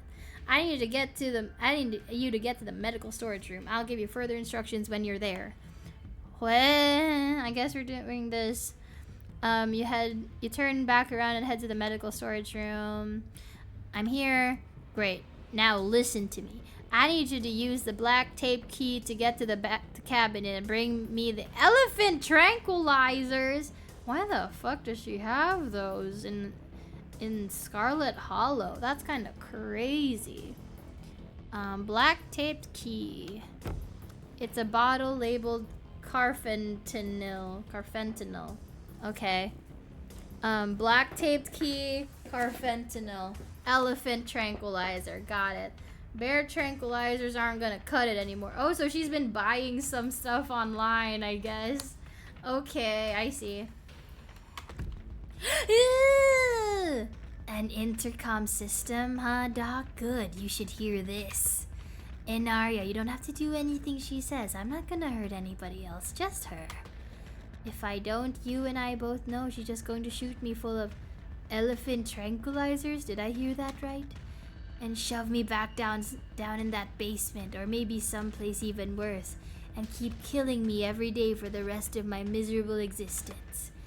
I feel amazing right now, better than I've ever felt in my life. I'm not dangerous, she's just scared because she knows she has to finally pay for what she's taken from me. Yeah, that's a point, Doc. Why couldn't he have being a hot werewolf instead of whatever the fuck that, right? It's like he could have been a hot werewolf, or like even, I would have taken a vampire, guys. I'm not gonna let you kill anyone, Reese. Can't you two just get along? I don't feel like I should get in the middle of this. I just want to go home. I'm on Reese's side. Sorry, Doc. Wayne, help me. I think Wayne's gonna... Can't you two just get along? No, sorry. We're past that point. I want retribution. Even more than that, I want security. As long as she lives, I'm in danger. Reese, I love you. I never wanted to get to this point. Don't try to make up for it now. It's too late. Oh, Wayne, you're here. If you wanted a good relationship, you had your chance and you decided to convince me I was dying instead of just letting me exist. Enough. Oh! Oh, he scratched at his ghostly body. Oh no, his zombie body, his zombie body. Reese cries out in pain. Ah, what the hell did you do to my shoulder? You see, for the briefest instant, something coming out of Wayne's sleeve. Is it a tranquilizer? Just a flash of pale yellow, then it's gone, slithering back into Wayne's clothes. What the fuck is in Wayne's clothes? What the hell does he have? I'll handle it. Try to get somewhere safe until then. Okay, Wayne. The two stagger off down the hallway. Quick, grab the tranquilizers and head to the safe room. Grab the tranquilizers. You do as she says. The tranquilizer is easy to find, marked with a small square of black tape to match the key. She's certainly an organized woman. Head for the safe room. You make your way out of the medical storage room and back to the hallway where Dr. Kelly disappeared. Brother, Heaves open the door, slowly breaking apart the mass of paint sealing it shut. Hurry, I don't think I can keep it open for long. You slip past her into the safe room. She shuts the door quickly, though one of the little smears manages to slip past her. Ugh. She stomps on it. Painted viscera splatters all across the cement floor. It sounds like Reese and your friend are still fighting. We probably have a few minutes before he gets here. Let's talk Reese. What's the game plan? Both short and long term. While we're at it, any other secrets you're keeping? Well, I pump him full of elephant tranquilizers and I lock him in here. Then I somehow convince him to see things from my perspective. Then we all live happily ever after. And if you can't,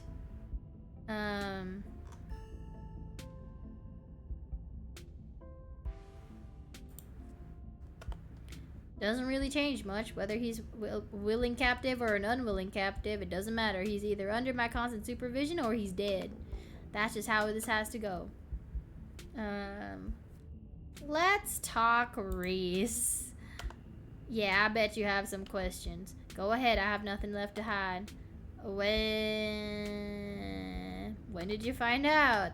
A little after he hit puberty. He had all the usual changes, then a few extra. Thickened nails, sharp teeth, elvish ears. I figured he might have some kind of genetic disorder. Had him checked out at a few specialists, but there was nothing obviously wrong with him. Then we had an argument, and he changed right in front of me. It was nothing like what he is now, just a couple inches and some facial abnormalities, enough to be noticeable. I was scared. He could see that, and he stopped. I thought it was a one-off and maybe a hallucination, but the second time it wasn't as subtle and it didn't go away as easy. That's when I knew for sure that this was beyond my realm of expertise. How did he not know what he was? I've been medicating him since he was 12. We've only had 3 incidents like this before, maybe 4, depending on what counts. This is the worst one by far. He doesn't seem to understand at first that he looks different, and I just make sure to stay on top of his dosages, so he rarely ever does. But I've been preparing for this inevitability. He's an adult now. There's only so much I can do to control him. What is he? At first I thought he was some kind of werewolf. Damn it! But if he is, he doesn't follow any kind of full moon rules or anything. Silver doesn't do shit to him, and you've seen what he looks like. It's just weird. I almost wish I could examine him when he's fully transformed. I'd be fascinated to know what happens to him or how his body does it. But he seems pretty hell-bent on ripping my throat out, so I guess I'll just have to remain a mystery. Was his dad similar? A strange little smile creeps onto Dr. Kelly's face. I wish I knew. Reese just kind of happened. I wasn't seeing anyone. I just woke up pregnant one day. I know how impossible that sounds. I'm a doctor, for Christ's sake. Wait, what? Hold on, woman. Hold on, woman. How did you have baby? Where did baby come from? Who were you sleeping with? Were you sleeping with anybody? Was this like a ditchling situation? What happened? Also, hi, anime. Welcome, welcome. Good evening. Doesn't know how you can turn. Yeah, apparently he was never aware of it. Not even now, really. I kept having these weird dreams, almost like sleep paralysis episodes. Romantic sleep paralysis episodes. They were actually kind of sweet, but they were just dreams. But then all of a sudden, my period stopped. I got morning sickness, and roughly 9 months later, Reese. Wait, so she doesn't even know like the baby daddy? She doesn't asexual reproduction? Who knows? Might be the ditchlings. The relationship between you seems so difficult. Yeah, you could say that. He was such a cute kid. When I found out I was pregnant, I was terrified. I didn't know if I'd be ready, but he made me love being a mom. It's not like it was going to be sunshine and roses forever. No matter what, kids grow up and they change. Sometimes we're the worst. This is part of being a mom too, doing what you can to make sure the child you brought into this world isn't going to go around eating people. How do you know he's dangerous? Well, he wants to murder me, so that's clue number 1. It's not like he's usually a violent kid. He's mostly just sad, but every now and then we butt heads, and that's when this side of him comes out. Imagine if this happens anytime he gets frustrated with anyone. Imagine he gets road rage one day, turns into a 12-foot tall monster with a million teeth, and rips somebody apart in the middle of a major metropolitan area. Yeah, he's dangerous. He is indeed a menace to society. Doesn't mean he's dangerous. I mean, you are the biggest threat to him. He's been kind to me. What you're doing is difficult, but it's necessary. Do you think it might be a self-fulfilling I can fix him! No, not that. Not that. No. She got monster fucked. Don't you think it might be a self-fulfilling prophecy? Oh, don't preach to me. Is he a sweet kid most of the time? Absolutely. And Ted Bundy was sweet to the people he picked up off the street side of the road. Oh, God. Didn't mean he didn't go ahead and slaughter him anyway. I know what my son is capable of, so it's my job to make sure he don't hurt nobody. Why did you start poisoning him? I mean, it's pretty obvious. What is this room? Sure. Oh, the x-ray room, lead walls. After I realized this whole situation was a possibility, I had the door reinforced with special remote-controlled locks. Glad it could finally come in handy. While we're at it, any other secrets you're keeping? You have it all. You have no idea how relieved I am to finally say all this shit out loud. Sit in silence and wait for Reese. You and Dr. Carroll sit in silence and wait for her son to make his way to you.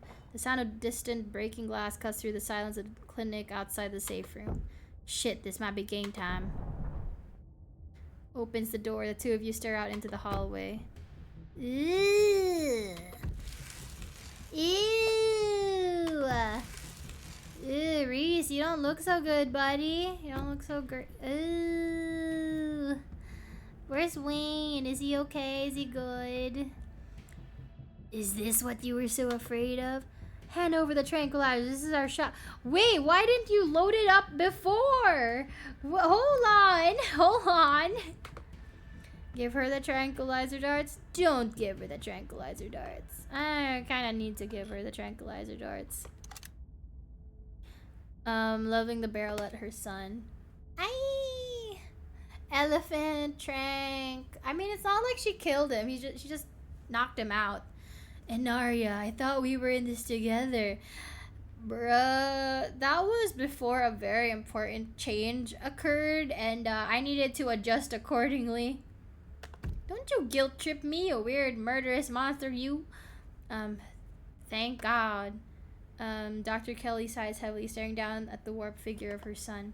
I can drag him to the safe room on my own. I'll meet you in the front when I'm done. Leave her to it.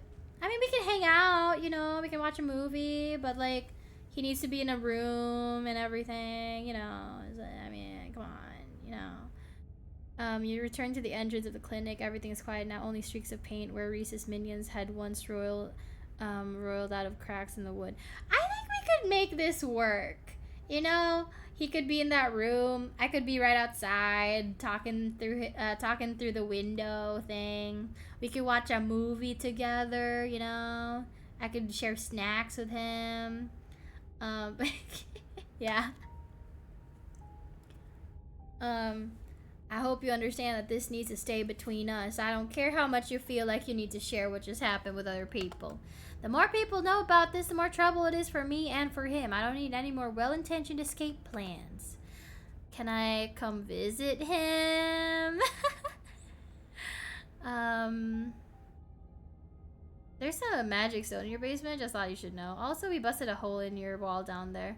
I feel so guilty. I'm sorry I came here. I feel like this is all my fault. No, don't say that. Then she'll really blame you. Someone needs to kill him. Oh gosh. Poor Reese. Happy to help. To think I was starting to like the guy. Can I come visit him? As long as he don't bring anyone else along, yes, that would probably be good for him. I can't promise he'll want to see you or that he won't have some harsh words if he does, but I don't want him to be entirely isolated. It's like visiting someone in prison after you get them arrested. It's crazy. Do you think you'll let any of his friends in on this? I'll have to think about it. We'd run the risk of one of them trying to break him out, but if he's stuck in a windowless room with no internet and no friends, that's the one-way ticket to insanity. Then I'd have an insane monster on my hands. Stella in particular would be a problem. That girl never knows how to mind her own business or follow other people's rules. And she would have absolutely no fear of what might happen if he was cut loose. Kanika, I might consider. She's got a bit of a bleeding heart and pretty inflexible morals, which could be a problem. On the other hand, I don't know how well she could keep a secret, and if Stella found out, then Kanika could probably be convinced to do a jailbreak, and then it'll blow up in my face. You can probably tell I put a lot of thought into this. It's the same calculation I've been doing for years, debating whether or not I could be fully upfront with any of them instead of just pushing them away and hoping they don't notice what was really going on. Maybe I'll get him a kitten or something. Like they did for Coco the gorilla. Oh, Coco! I love Coco the gorilla! Might as well give him a tire swing while I'm at it. Some enrichment for his enclosure. Oh my god. I hate that I have to do this to him. There's a magic stone in your basement. Just thought you should know. Also, we busted a hole in the wall down there. Okay, thanks for the heads up, I guess.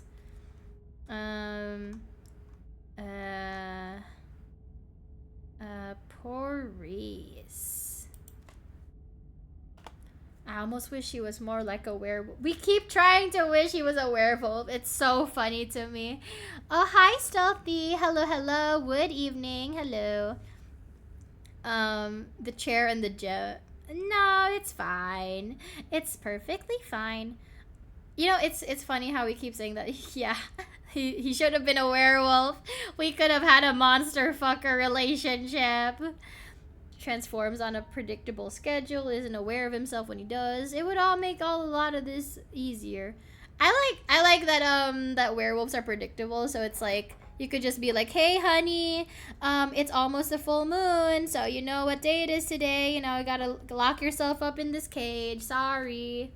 I'm okay. How about you? How are you doing? We're just trying to finish the last chapter of this game, I guess. Instead, I have to stare him in the eye while I turn the key, knowing that every time I do, I'm driving him further and further away from me. So sad. As much as I'd love to stand around chatting, I have to get to work. Gotta clean this place as best as I can before tomorrow. And you should probably get home. It's dark. I'm sure your cousin is worried about you. Tabitha! Oh my god. Did we at least bag the girl? We did bag the girl. I'm excited because of a trailer, my favorite game. Hell yeah! There's like a bunch of stuff. Hug her? I don't know. You know what? Yeah, bring it in. Come on. Come on, Doc. You put your arms out for a hug. No offense, but I'm not a hugger. I kind of knew. See you later, Naria. I would have given her like a respectful shoulder pat. Take old biddies. She firmly escorts you to the door. It closes behind you with those several locks.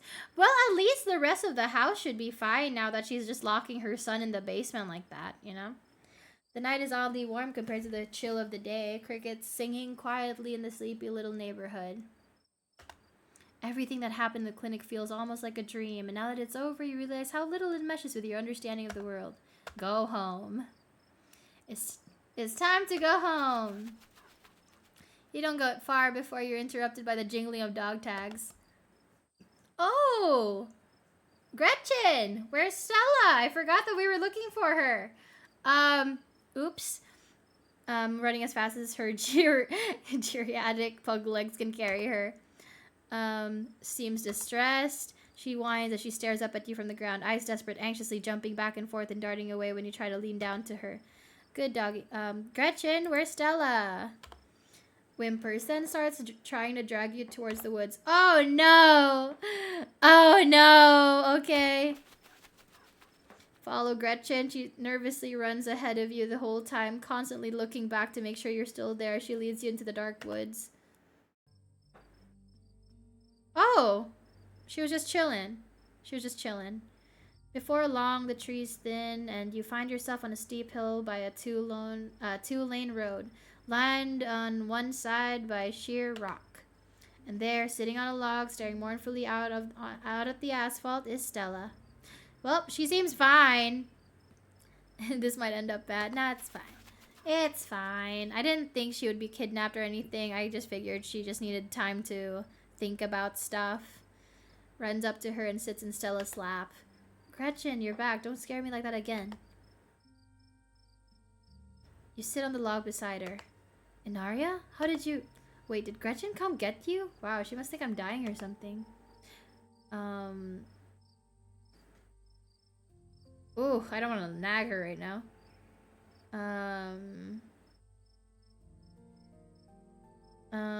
I'm just happy you're okay. Aw, you poor thing. I'm fine, but thanks for not being mad. I just want to know what... you just ran off. What were you supposed to think? What was I supposed to think? We're both adults in Aria. I had something I had to do, and so I went to do it, and now it's done. You're making a big deal out of nothing. What is this place, Stella? Why are you here? It's just a bunch of bad memories. There's nothing left to talk about. Her parents died in a car crash on this road, and now she gets car sick or something. Come on, let's just get back to town. Wait, before I go, I should tell you about what happened today. She doesn't need to hear. Nah, I'm gonna tell her. Oh? You relayed the events of the evening as best as you can. Saying it out loud somehow makes it feel less real. Like you're sharing the plot of a horror movie, not something that actually happened to you. Oh my god. I'm just gonna go ahead and lock that one away in the void. She's just gonna, like, not think about it? Okay. Stella scoops Gretchen up in her arms. The three walk back into town in silence. I guess I'll see you tomorrow. She gives you a tired wave before retreating into her house.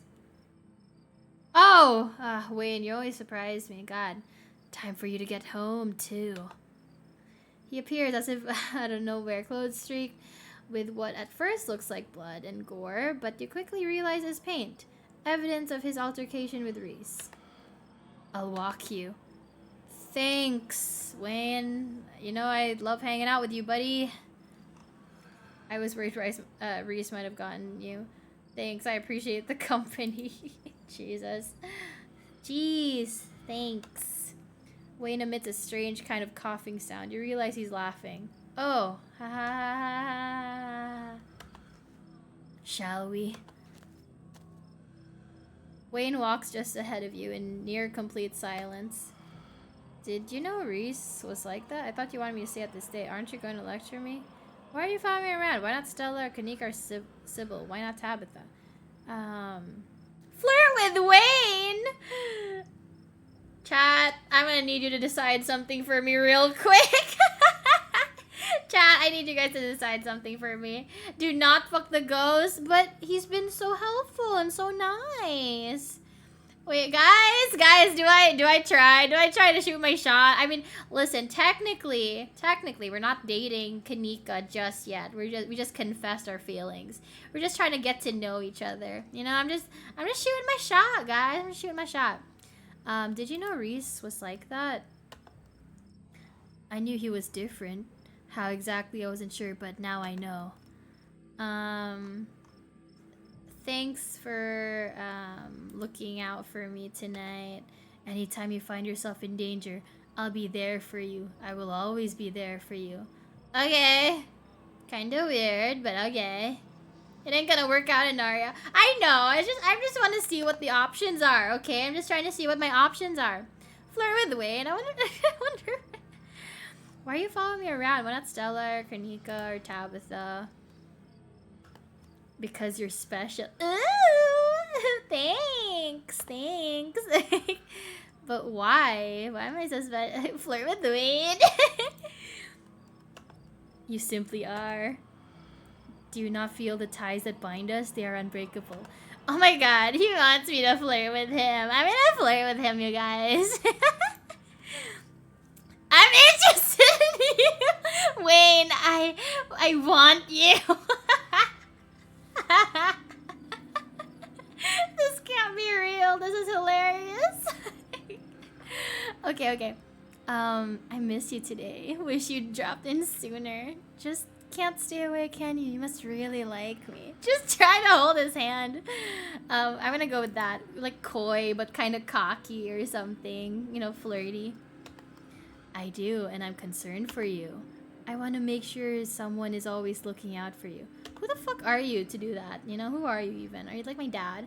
Think of me as something of a guardian angel if you'd like. I thought you wanted me to stay at the stay. Aren't you gonna lecture me? You were free to make your own decisions, and those decisions have been made. I know that something pulls at you, and I know that now you cannot stop until your task is finished. I'll keep you safe while you do what you must. So, are we gonna flirt or what? Like, I mean, you know, it's like, I threw it out there, bro. Like, I don't know, man. I'm sure we'll see each other tomorrow. Okay! See you tomorrow! You couldn't get werewolf dick, so you're going for ghost dick now. I mean, listen, I don't think he's a ghost. I think he's a zombie. I want to get all over your zombie. You should try to spend some time in that old building before you head to town. Tabitha won't be around, too busy at the mines. Forbidden places won't be forbidden without her there to stop you. And you might be surprised at what you find. Until then, sleep well. Okay, good night. Thanks. He disappears into the underbrush. Go home. Ah, man, I hope Tabitha isn't around. The estate feels empty. Oh yeah, Tabitha's coming home late, that's why. Wind howling through its abandoned halls. The very foundations creaking beneath you. Your cousin must have already gone to bed. Oh wait, no, she's already gone to bed. Tomorrow it is, I guess. Exhausted beyond belief, you stumble into your room and collapse on the bed. The damp smell of the match is starting to become almost welcoming, a sign that the now daily horrors of Scarlet Hollow are finally behind you, at least until the sun inevitably rises once again. Glug glug, reminder. Okay, hang on. Why do we live in a haunted house? It's just that it's like a really old house that they just lost the money. They don't have the budget for it. That's the problem. They don't have the budget for renovations or anything. Glug glug, yeah, glug glug. You think for a moment about calling Kanika. Oh right, I forgot. But you're too tired to even bother. Oof. You close your eyes, your exhausted body succumbing to sleep almost immediately. As you drift off, you think of Reese, trapped in that tiny windowless room. All his greatest fears realized, his body no longer his own, but you stopped him from killing Dr. Kelly. The world, at least for now, is protected from him. And then you think of nothing. And I pass out. Follow us on social media. Congratulations for all. What? What? What? Congratulations for finishing all of the episodes currently available in game. You've unlocked hardcore mode. There's a hardcore mode. What would even happen in hardcore? Allows you to select 3 traits at character creation, but you'll no longer be able to use their traits to avoid the consequences of major decisions. This penalty only applies to hardcore runs. Have fun if you dare. If you'd like to continue with this role stated in episode 5, please save your game now. Okay, join the subreddit. I'm gonna save here. So I guess that's that, huh? The kind of weird, guys. Sure. That was, so I guess it wasn't finished, and that was just the available episodes. Kind of sucks, but yeah, we'll just tackle this another time, I guess. I mean, it's still an early access game. That's the problem. It's early access. Yeah. Yeah, GG easy. Yeah, GG easy. But anyways, yeah, very, very interesting. Very interesting.